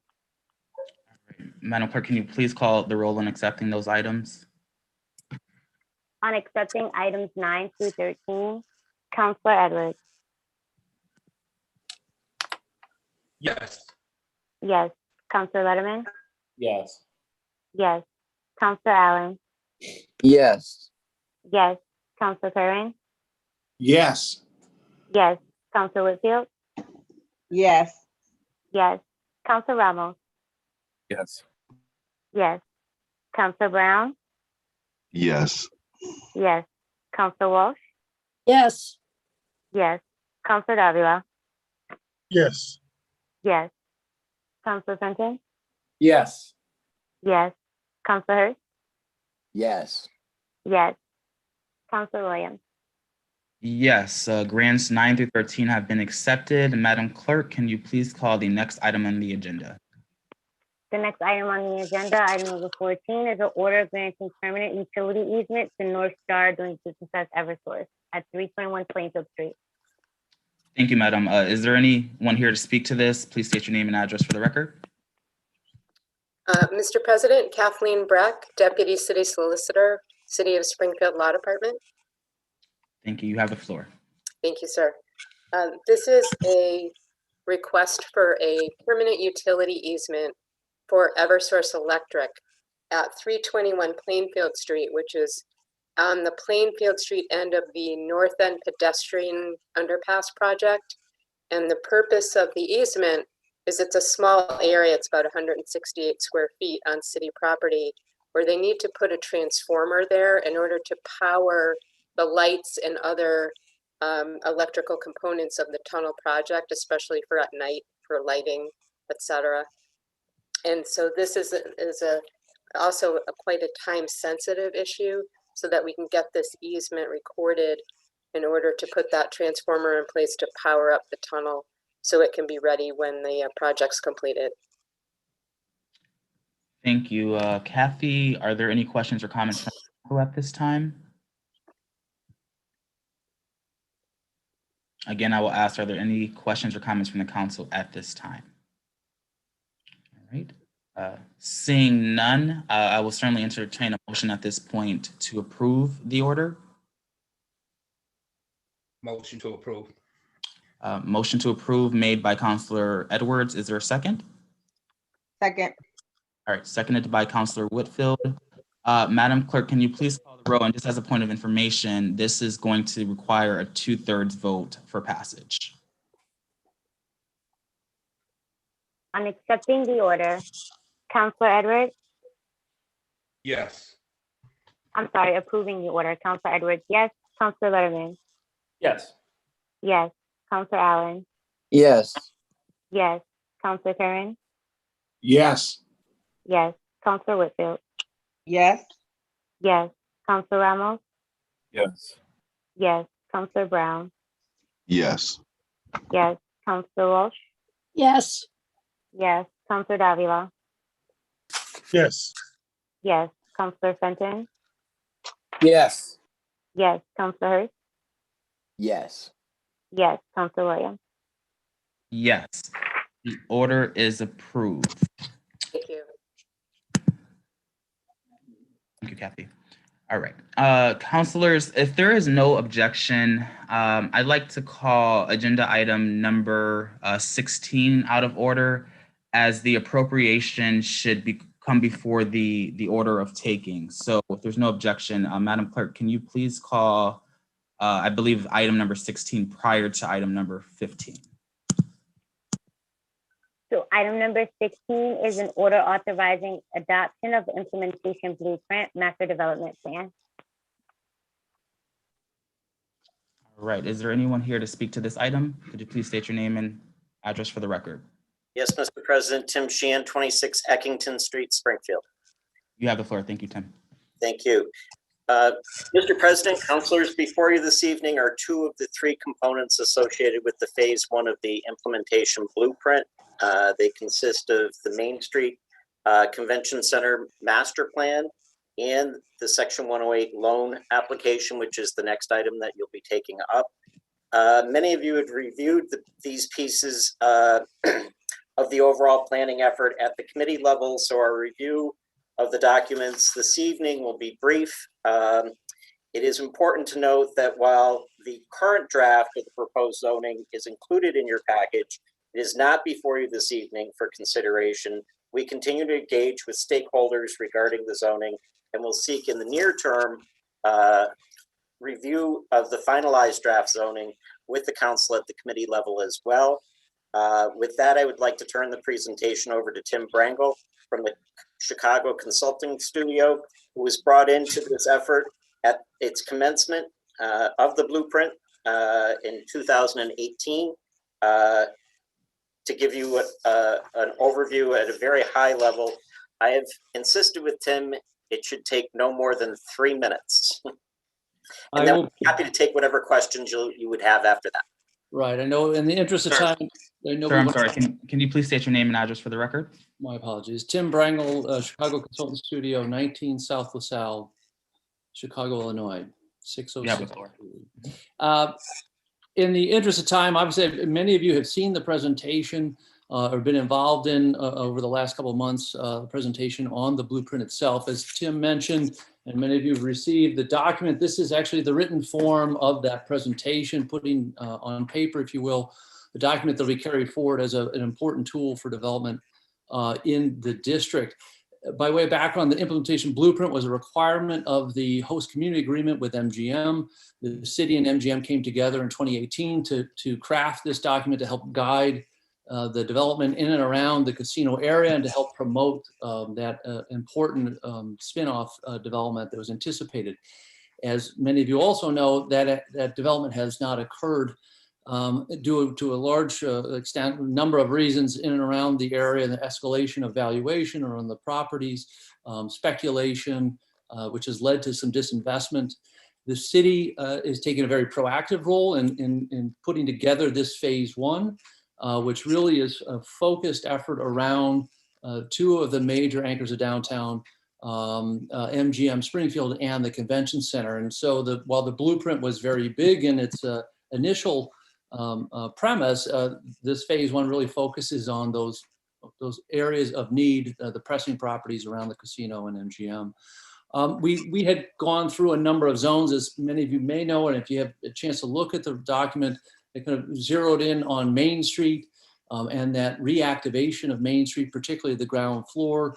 Also focused on Court Square as the major sort of ceremonial or civic space of downtown and the arrival to this area. The second anchor in this area, Mass Mutual Center, and solving for some of its deficiencies, but also leveraging its proximity and program compatibility with MGM. And then finally, the Willow Street area off of Main Street. So those kind of formed our initial assessment that's documented in the second chapter of the report. We realized over the course of this, it really is not about individual districts, but actually about one cohesive district, that many of these functions overlap. And so we kind of took a broader approach to now defining those opportunities. I think it's important that the city do this. As Tim mentioned, this is one part of the tools, if you will, where the city now takes and properly puts MGM Springfield into some context, into an overall plan for that area. So the subsequent concepts that came out of it focused around creating Main Street corridor, or Main Street Alive, the idea of reactivation of the ground floor, Court Square, Center for the Arts, rethinking Court Square as a main event and arrival space, as I said, but doing so through landscape, streetscape, and even some programming. Mass Mutual Center repositioning, leveraging some of those proximate sites, that some of which are underutilized along Bruce Landon Way and also down along State and Main, for the potential expansion and solving for new meeting space, potential hotel and parking and the like. And then finally, the Willow Street area, connecting it back to Main Street in a meaningful way, and in some future plans, hopefully consolidation of that land back there to allow additional mixed-use development. So all of this has kind of come together again in the one document in order to give the community, as well as the developer and private sector investors, a sense of what the city would like to see. This is not a prescriptive plan per se, but really a means to hopefully promote properties and to help, I think, give the development community some certainty on what the city would like to see. That's one of the key ingredients of doing all of these tools, really, is to kind of give some certainty to the development community. And so, they're really focused on providing that direction, focus on facilitating that investment, be it some from the city for perhaps even some additional public realm improvements to beget that other investment dollar that'll come in and around these two anchors. And really to help push this renaissance that was started years ago and continue now through the city's efforts and also MGM. So I will pause there. Mr. President and councilors, we think that the plan is critically important to articulate to the development and investor community the city's priorities with regards to the area. And with that, we would like to have the council's authorization of the plan to advance out. Thank you very much. All right, thank you, Mr. Bringle and Tim. All right, are there any questions from the council at this time? Councilor Letterman? I'll yield to Councilor Fenton, Mr. President. Councilor Fenton. Thank you, Mr. President. I just want to thank Tim and our consultant from Chicago Design Group for putting this together. It's been a long time in the making, and we've spent some time in committee on this subject, both in the Casino Oversight Committee and in the Economic Development Subcommittee. Looking forward to getting this blueprint out there, making these Section 108 funding sources available, and also working on the overlay district, which I know will be appearing before us at a future date. Thank you, Councilor Fenton. Councilor Letterman. Thank you, Mr. President. I just want to get some clarification. I understand the technical aspect of the overlay district and the vote required for that, but what are we actually approving here tonight if we're not approving the overlay district? Councilor, you're actually approving the plan itself, not the specific aspect of the plan associated with zoning. And you're also, on the next item, you would be approving the advancement of the Section 108 application to HUD. Okay, well, I understand the need for approval on the advancement. I guess I'm just wondering what the technical implication is of this vote. I mean, we're just essentially endorsing the plan that economic development has put together on this vote. Okay.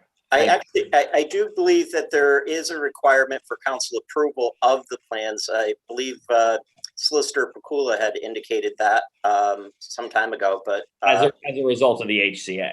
Yeah. Okay, that makes sense. Okay, thank you very much. Thank you, Councilor Letterman. Councilor Walsh. Thank you, Mr. President. I think we'd all would like to see some more development, but my question would be the approval of this plan. What does this obligate the city to do?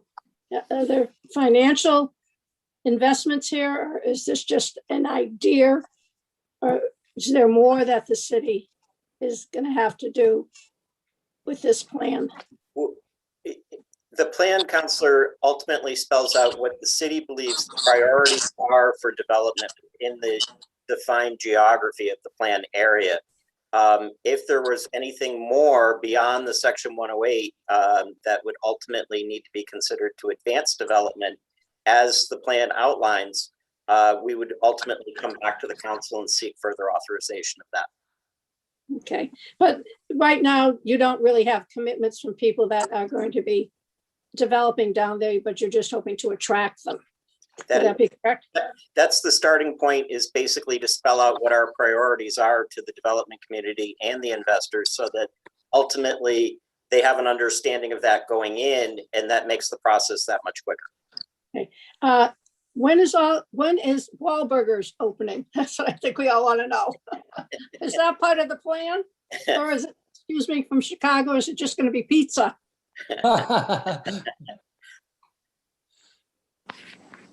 I know Wahlburgers is trying to be open as quickly as possible. All right. Thank you, Councilor Walsh. Councilor Curran. Just quickly, the Willow Street portion of the plan, could you expound upon that just a little bit more of what exactly that potential there is? Sure, Councilor.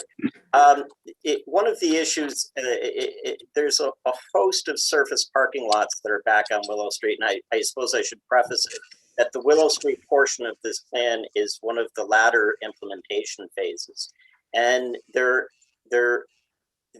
clearly a higher and better use of those parking lots, especially if you can ultimately get to a more consolidated reorganization of parking into a garage that would then allow for additional development to happen in that area. Additional development that basically would be supportive of the uses that are now fronting on Main Street and obviously the casino area. Thank you. Thank you. Thank you, Councilor Curran. Councilor Allen. Thanks, Mr. President. Yeah, Tim, to Tim Sheehan, a version of what Councilor Walsh just asked. Is there any commitment we're making other than to the plan? Is there an implied support of some future thing that's not in here? And I guess tied to that is the Section 108 loan, how that fits in this. Sure. No, there is no implied approval of any additional resources beyond what is stated in the plan in terms of the goals and objectives of the plan. And the Section 108 is the first of the financial tools in which we would look to do implementation of the recommendations of the plan and utilizing the city's Section 108 capability. And that would be the first approval. But again, if there's other state programming that we would ultimately employ, or if we were ultimately using other resources at the local level, we would have to come back and get approval from the council for utilizing that. So one of these items tonight, thank you. One of these items tonight, it must be the other one, is asking us to approve the 108. Am I right on that? That's correct. That's the section 108. We reviewed that in committee, and one of the issues associated with that is providing us with the flexibility to do part of the overall planning effort was to look at strategic properties within the area that are in need of either acquisition because to eliminate blighting conditions, and then try to put those back out into the market in order to get development there. Some of that might require a temporary acquisition on the part of the city or the SRA. I'm trying to remember, Tim, before you were here, but maybe 6 years ago, I don't know, 7 or 8 years ago, Brian Connors would remember. I think we did a 108 on the hotel over there off of Dwight Street. Yes. And well, I'm drawing La Quinta, I think. Yes. And as I recall how that worked, that if they default on the loan, they pay it back. And if they default on the loan, it comes back at us and hurts us in some way with CDBG or something or other. Yes. Am I right? It's in structuring a section 108 at the local level. And we actually have a consultant that advises us relative to the financial review of section 108 utilization. One of the issues associated with that is that there needs to be multiple repayment mechanisms within the loan. Typically, you're looking to structure them so that there's 3 repayment sources. 2 ultimately are with the private sector applicant that is ultimately seeking to utilize the loan. And the second one, or the third one, which is the last recourse, is basically the repayment comes back off of entitlement in terms of what the city gets for entitlement from CDBG.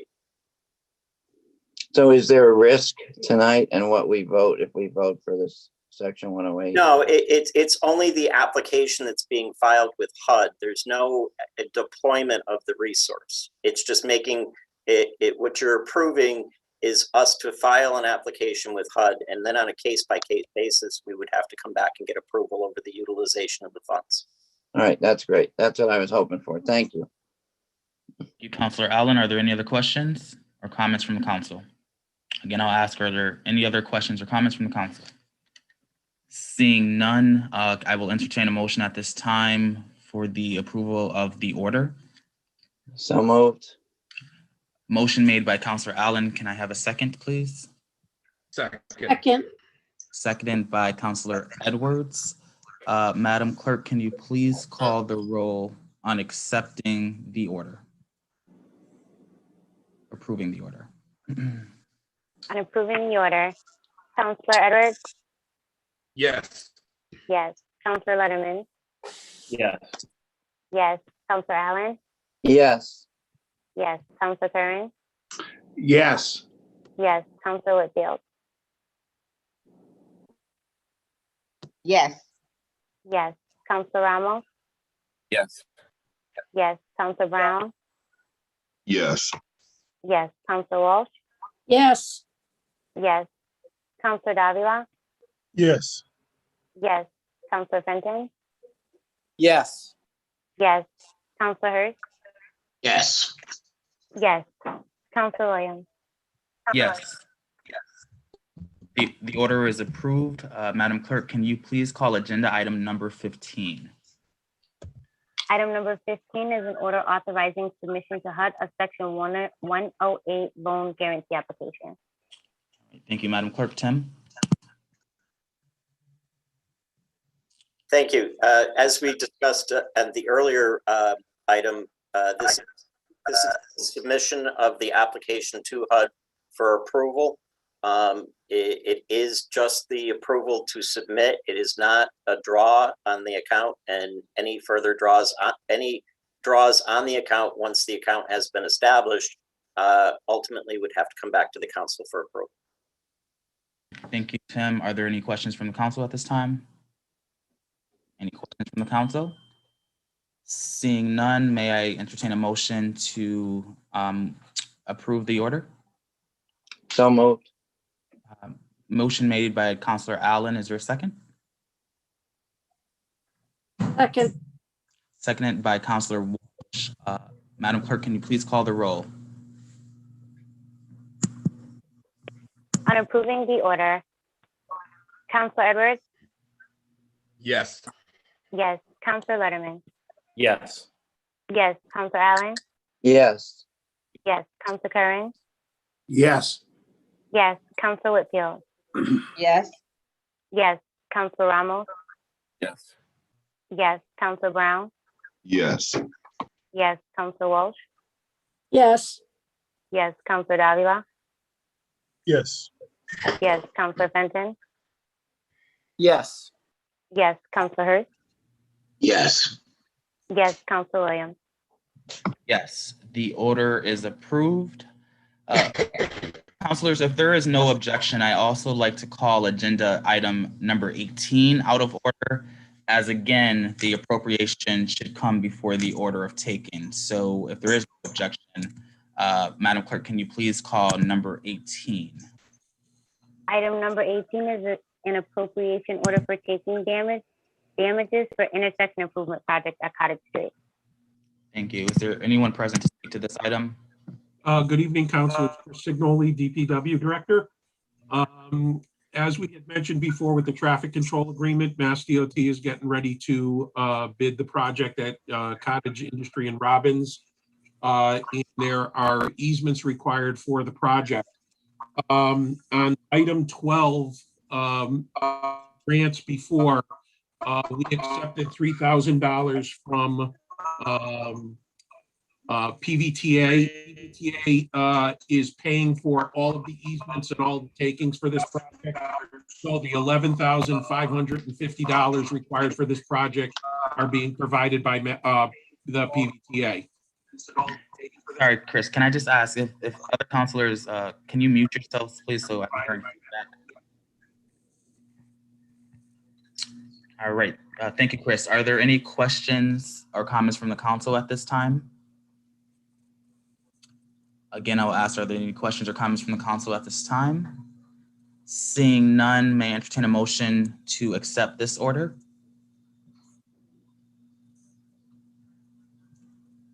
So moved. So moved. All right, thank you, Counselor Walsh, seconded by Counselor, I believe, Davila. Second. All right, thank you, Counselor Davila. All right, Madam Clerk, can we please move to a roll call vote? And I will just remind folks again that this is a 2/3 vote, which requires passage. On approving the appropriation order, Counselor Edwards? Yes. Yes. Counselor Letterman? Yes. Yes. Counselor Allen? Yes. Yes. Counselor Curran? Yes. Yes. Counselor Whitfield? Yes. Yes. Counselor Ramos? Yes. Yes. Counselor Brown? Yes. Yes. Counselor Walsh? Yes. Yes. Counselor Davila? Yes. Yes. Counselor Fenton? Yes. Yes. Counselor Hurst? Yes. Yes. Counselor Williams? Yes, the appropriation order is approved. Madam Clerk, can you please call item number 17? Item number 17 is the order of taking of land easement for the intersection improvement project at Cottage Street. Thank you. Is there anyone present to speak to this item? Good evening, Councilors. Chris Signoli. The project that we were just discussing has 15 temporary easements. There is no land takings associated with the construction that's required. All these temporary easements are work that is being performed adjacent to the right-of-way that will impact properties. All of the properties that are being impacted are being compensated as part of the project. So the vote here would be for 15 temporary easements as part of the construction. Thank you, Chris. Are there any questions or comments from the council at this time? Are there any questions or comments from the council at this time? All right, seeing none, can I please entertain a motion to approve this order? So moved. Second. A motion made by Counselor Walsh, seconded by Counselor Whitfield. Madam Clerk, can you please Yes. call the roll on accepting the order?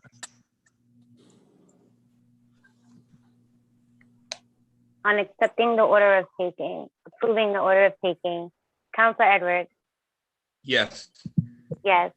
Counselor Letterman, Yes. yes. Counselor Allen, Yes. yes. Counselor Curran, Yes. yes. Counselor Whitfield, Yes. yes. Counselor Ramos, Yes. yes. Counselor Brown, Yes. yes. Counselor Walsh, Yes. yes. Counselor Davila, Yes. yes. Counselor Fenton, Yes. yes. Counselor Hurst, Yes.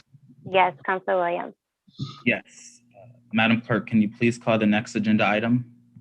The next item on the agenda is amending chapter 385 by inserting Article 11, speed hump petitions. All right. Thank you, Madam Clerk. And as for counselors, just as a reminder, the following ordinances 19 and 20 are both on for first step. So is there anyone here present to speak to item number 19, this particular ordinance? Chris Signoli, DPW Director. At this point, Councilor Fenton had forwarded me the initial petition a couple of weeks ago. I have forwarded to police and fire for their review. Have not received back all the comments yet and have not had an opportunity to work with Michael on this. So at this point, like to have it tabled. However, I would defer to Mike on that. All right, thank you, Chris. Councilor Fenton. Yeah, thank you, Mr. President. I would make a motion that we table this item until I can do further due diligence with the DPW director. All right, there is a motion on the floor made by Councilor Fenton to table this item. Can I have a second? Second. Second. Seconded by Councilor Hurst. Madam Clerk, can you please call the roll on tabling this item? On tabling the ordinance, Counselor Edwards, Yes. yes. Counselor Letterman, Yes. yes. Counselor Allen, Yes. yes. Counselor Curran, Yes. yes. Counselor Whitfield, Yes. yes. Counselor Ramos,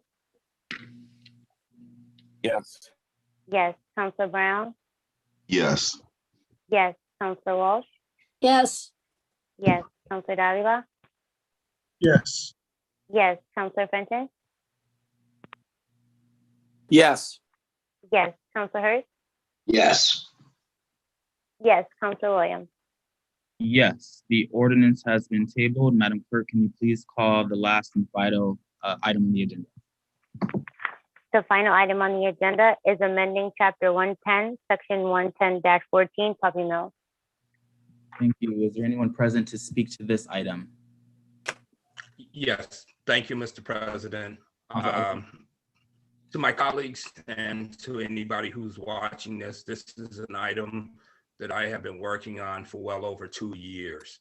And I wish that it was something that I didn't have to address or feel obligated to address. The purpose of this ordinance is to address the large scale commercial breeding of animals. I'm sorry, Councilor. So typically, I'm sorry, Councilor Edwards. Can councilors and guests please mute your Zoom so we don't hear feedback, please? Thank you, Councilor. Sorry about that. Okay, the purpose of this is to address large scale breeding of animals that typically are sold through pet stores. Unfortunately, across the country, this industry has boomed, but they have responded to a new attention as to the treatment of animals. And so there are federal and state legislatures across the countries and many other communities that are actually banning the sale of the retail commercial sale of animals through this process. Because of the scrutiny now being placed on large-scale breeders, they have started to funnel dogs through pet stores, which had been the typical model. They are now using the guise of rescues to bring dogs into our communities. And this is something that is impacting not only the animals, but it's impacting our residents and our constituents as a consumer issue. People are spending very large sums of money through pet stores for animals that are not healthy. There is lots of documentation to support everything that I am suggesting. And in fact, I'm hopeful that if it be the will of the council that if we pass first step, obviously this would go to the General Government Committee. But if it's not, and if there is a need for this to have further discussion for the comfort of those, for my colleagues, then I would be happy to just see it goes directly to committee for more conversation.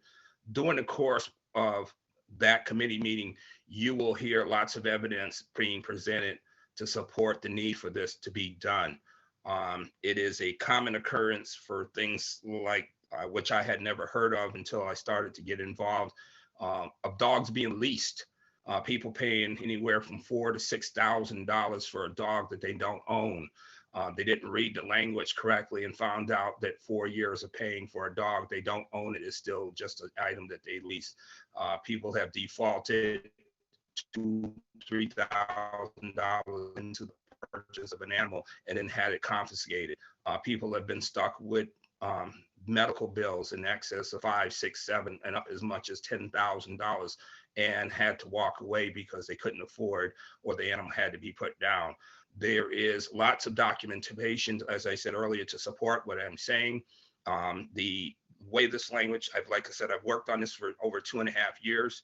I really want to thank many people. I've done this, particularly I want to thank Attorney Tom Moore for his assistance with me. I also like to thank the entire staff at Thomas J. O'Connor. I'd like to give thanks to the operators and the director of Dankin and many other agencies across the state. And as far as the National Association for the Prevention of Animal Cruelty down in North Carolina, I've been fortunate enough to have a contributing writer to the Washington Post and an author on the puppy mill industry fly in from Washington, D.C. and spend considerable time interviewing me and making me more educated about this national trend and the travesty of these animals. I think that anybody who has any doubts about the value of what is being proposed, I believe that I can overcome or satisfy any of your questions during the course of the process of either passing first step or as we move along. I have been very careful about how this has been written.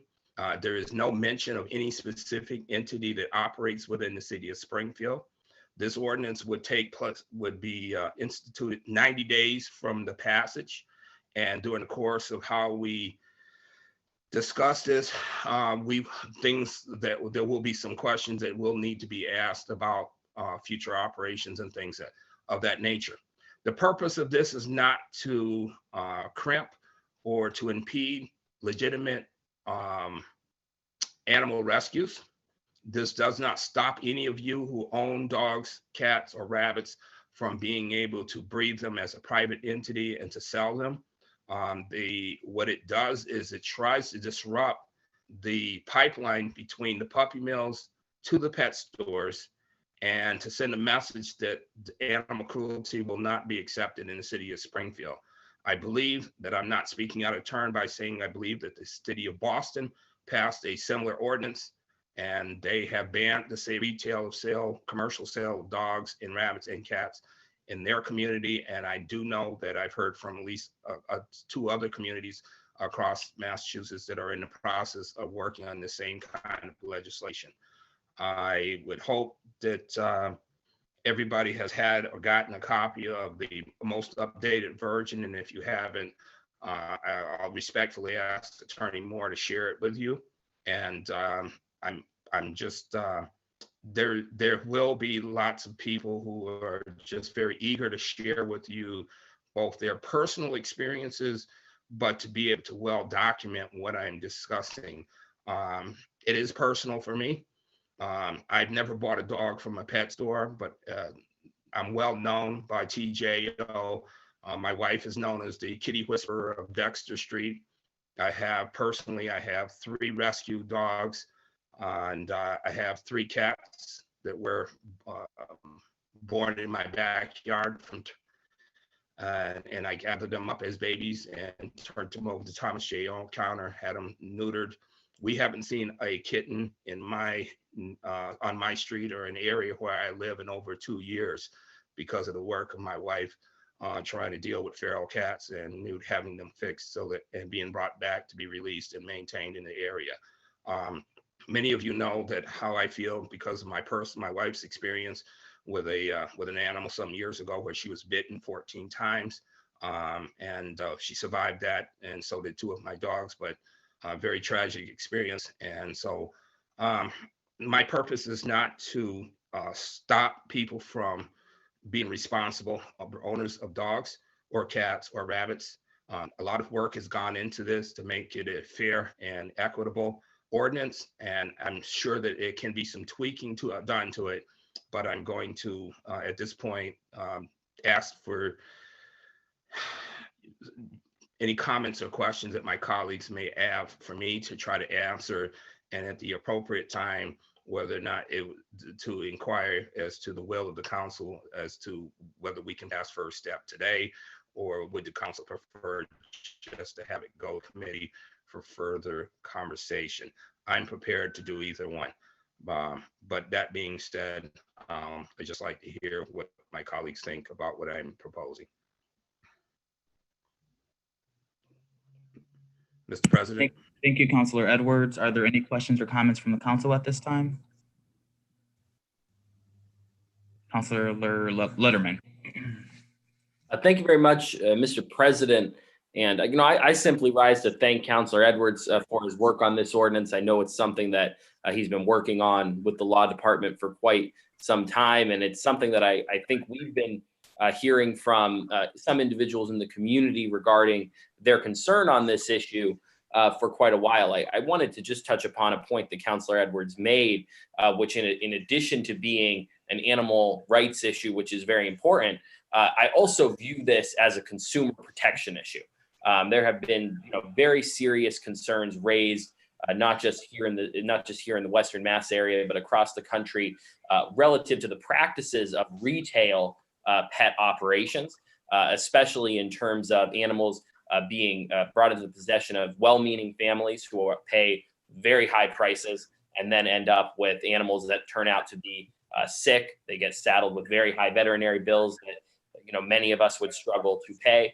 And so I do think that the intent of the ordinance, which is really to encourage individuals to either rescue, which is something that I've done, or visit reputable private breeders that are regulated, which is also something that I've done in the pursuit of their pets. So I appreciate Councilor Edwards and his diligence on the issue. The law department, TJO, I'd ask the clerk to add me as a co-sponsor, and certainly would support whatever the will of the body is in terms of whether it's the committee meeting or first step this evening. I have had a chance to review the ordinance in the agenda and compare it to some other ordinances that the councilor mentioned. So I'm comfortable with it, but certainly recognize, of course, this may be some individuals' first exposure to it. So thank you, Councilor Edwards, and thank you, Mr. President. Thank you, Councilor Davila. Thank you, Mr. President. I too rise and compliment Councilor Edwards for this ordinance that he's putting forward. As you know, any society is measured as to how they treat the most vulnerable and the most innocent in the society. And animals are definitely, especially dogs, cats, and rabbits, they're definitely in that category. I have to say that animals, they're just not animals. They're also our family. I myself, as the proud father of two four-legged children, my dogs Rocky and Romeo, they're just not my dogs. They're really part of the family. And so, just like me, there's thousands of people throughout the city who feel the same way. So, kudos to you, Councilor Edwards, for standing up. Just the idea, I have to say that leasing dogs, it just blows my mind. It's something that no, not possible. And so my compliments to you. This is something that I will be voting in favor of. I kindly and respectfully request to the clerk to add me as a co-sponsor as well to this ordinance. And I will be more than happy to pass first step on this today. And I hope that my colleagues will join us in passing first step today. Thank you, Mr. President. Thank you, Councilor Davila. Councilor Brown. I, like my colleagues, want to commend Councilor Edwards. Just like my colleagues, my little boy and girl, you know, they bring me joy. And I don't think people understand when you have animals in your life, how they are your actual children.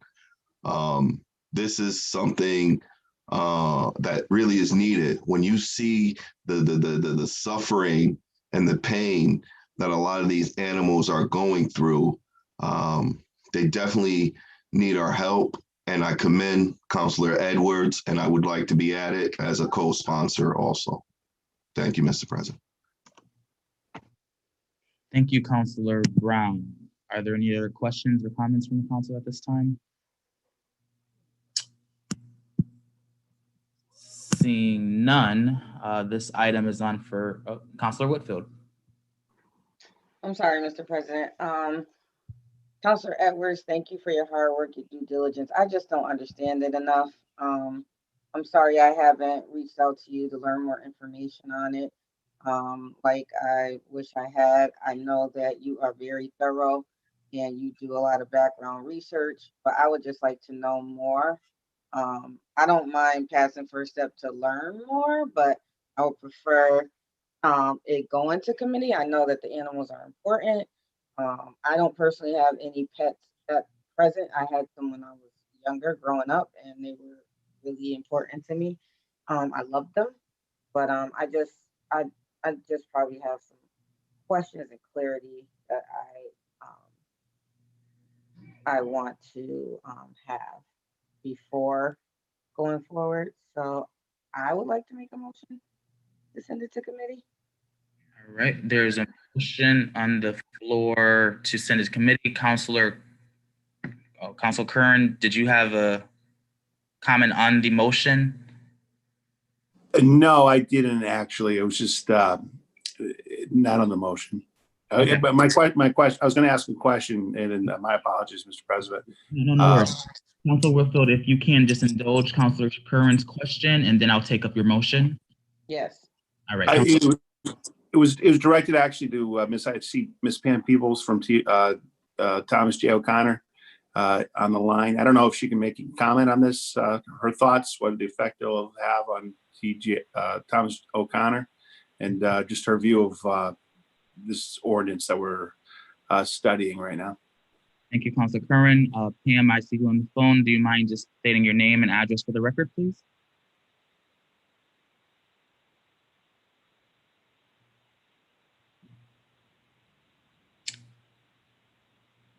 Ms. Peebles, are you on the phone?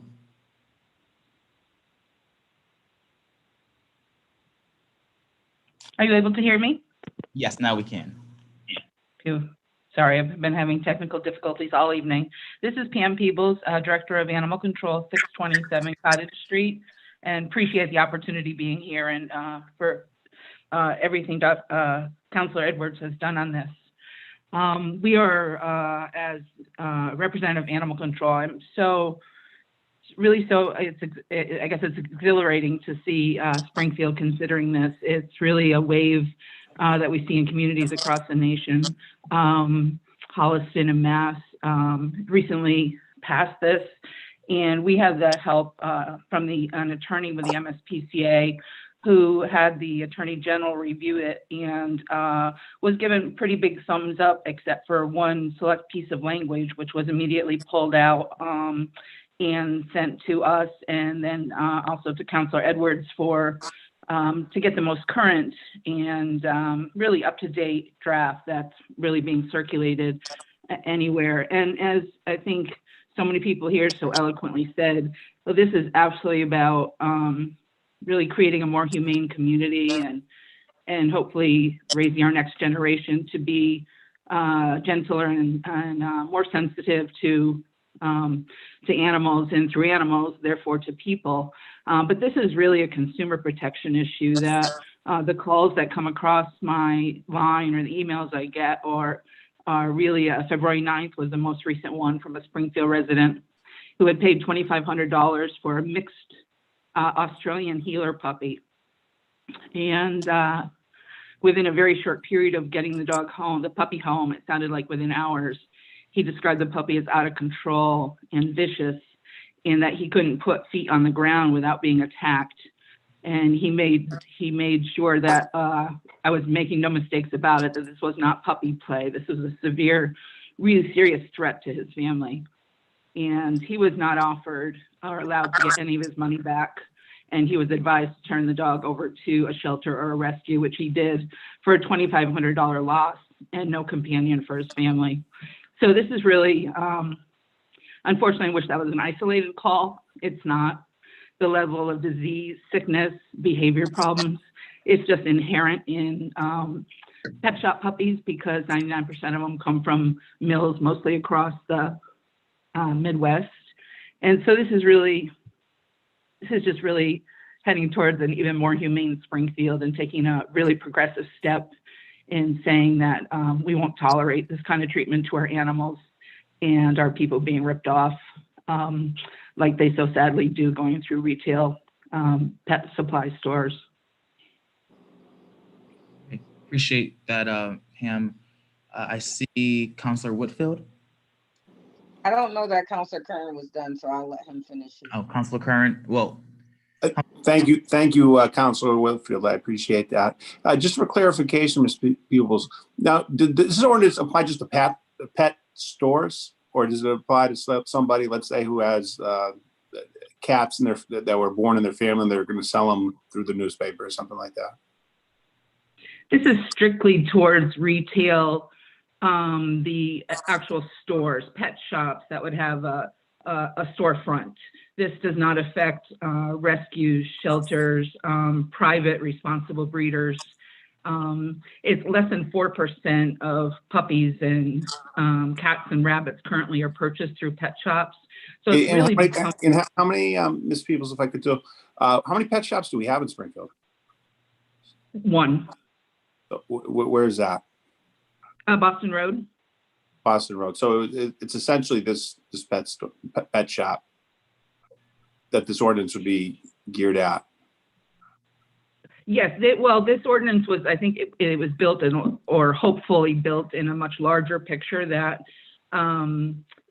we see if it's a very unusual, very shocking trend, I guess, what's going on now, especially since COVID and animal welfare across the nation, but specifically in the Northeast and very specific to Massachusetts.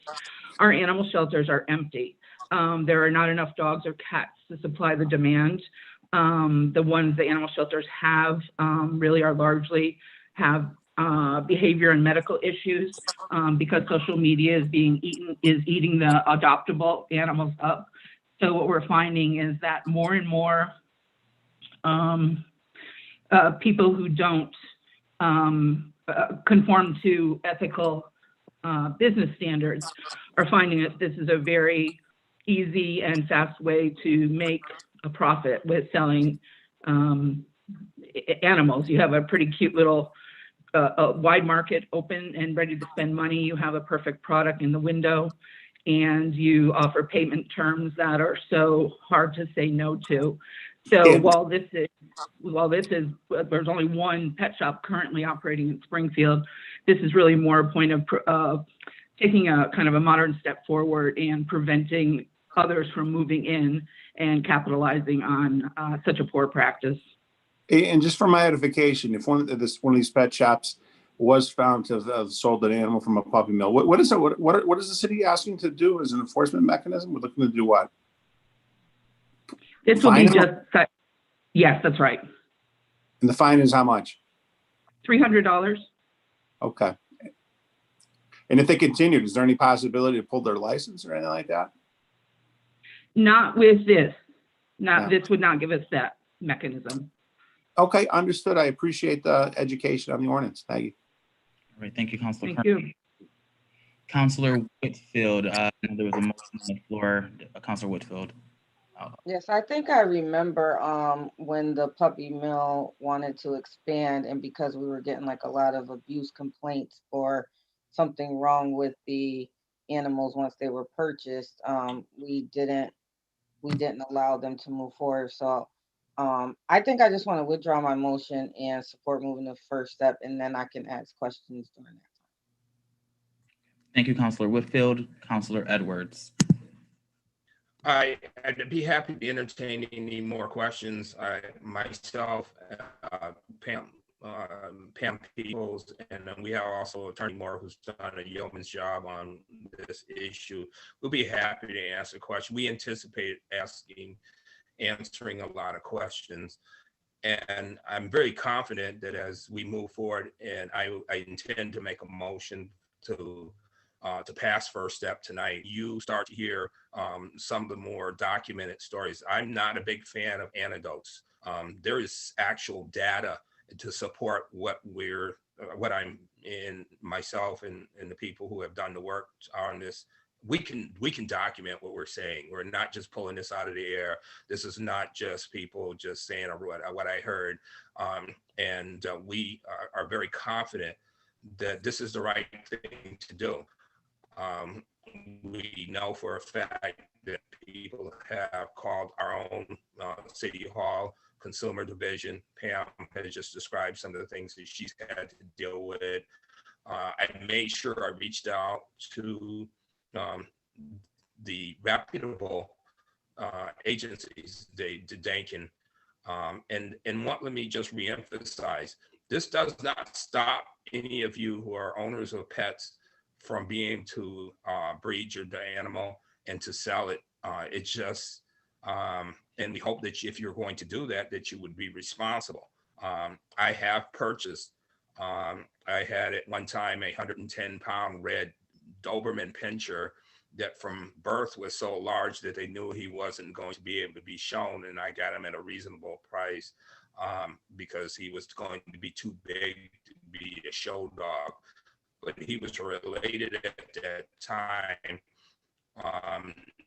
to the number 6 Doberman in the country.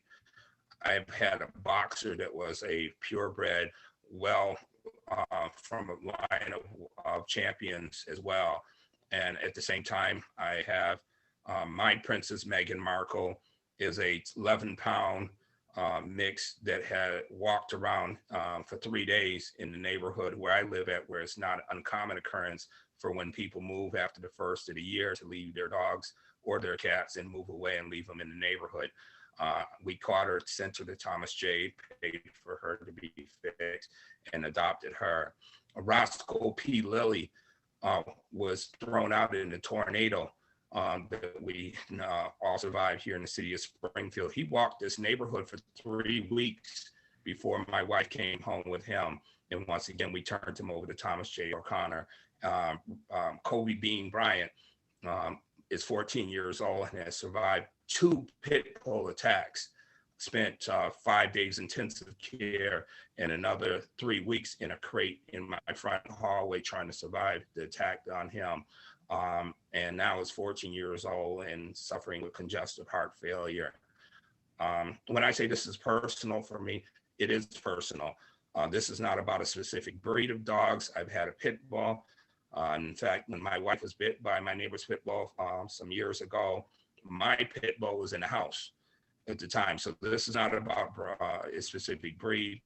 And I've written this in a way where, if you've noticed, I haven't mentioned any entity that operates in the city of Springfield, any nonprofit that is operating. And in fact, anyone who I believe at least one of my colleagues drove out of state to a southern community to bring home Theodore, a beautiful dog.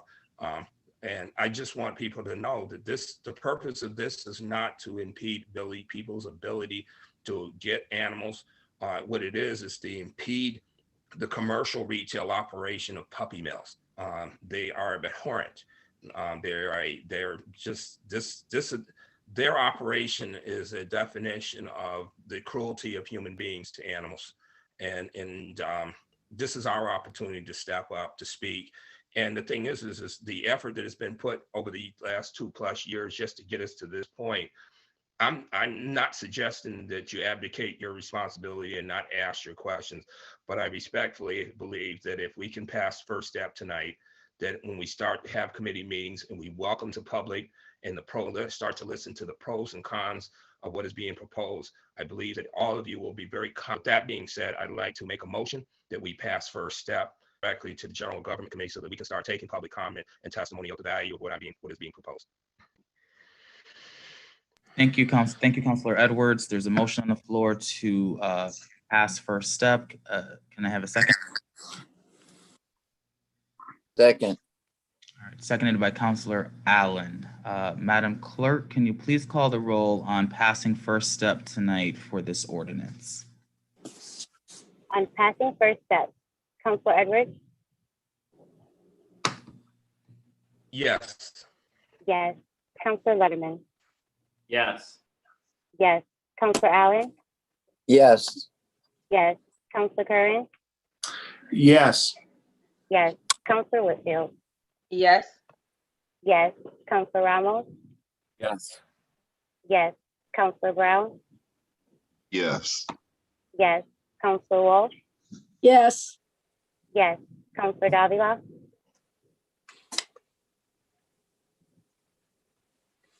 Yes. Yes. Councilor Fenton? Yes. Yes. Councilor Hurst? Yes. Yes. Councilor Williams? Yes, ordinance passes first step and will be referred to the General Government Subcommittee. Madam Clerk, is there any more business before the council this evening? There's no further business before the council. Thank you. Well, I wish you all a good night. It's been a long one, but it's been a productive one, I feel. And I also appreciate your participation in the election for the Ward Warden Councilor, also considering that this is the first time this body has had to do that process. So again, thank you everyone and have a good night. Thank Thank you. you. Thank you. Good night. Good evening. Good night, everybody.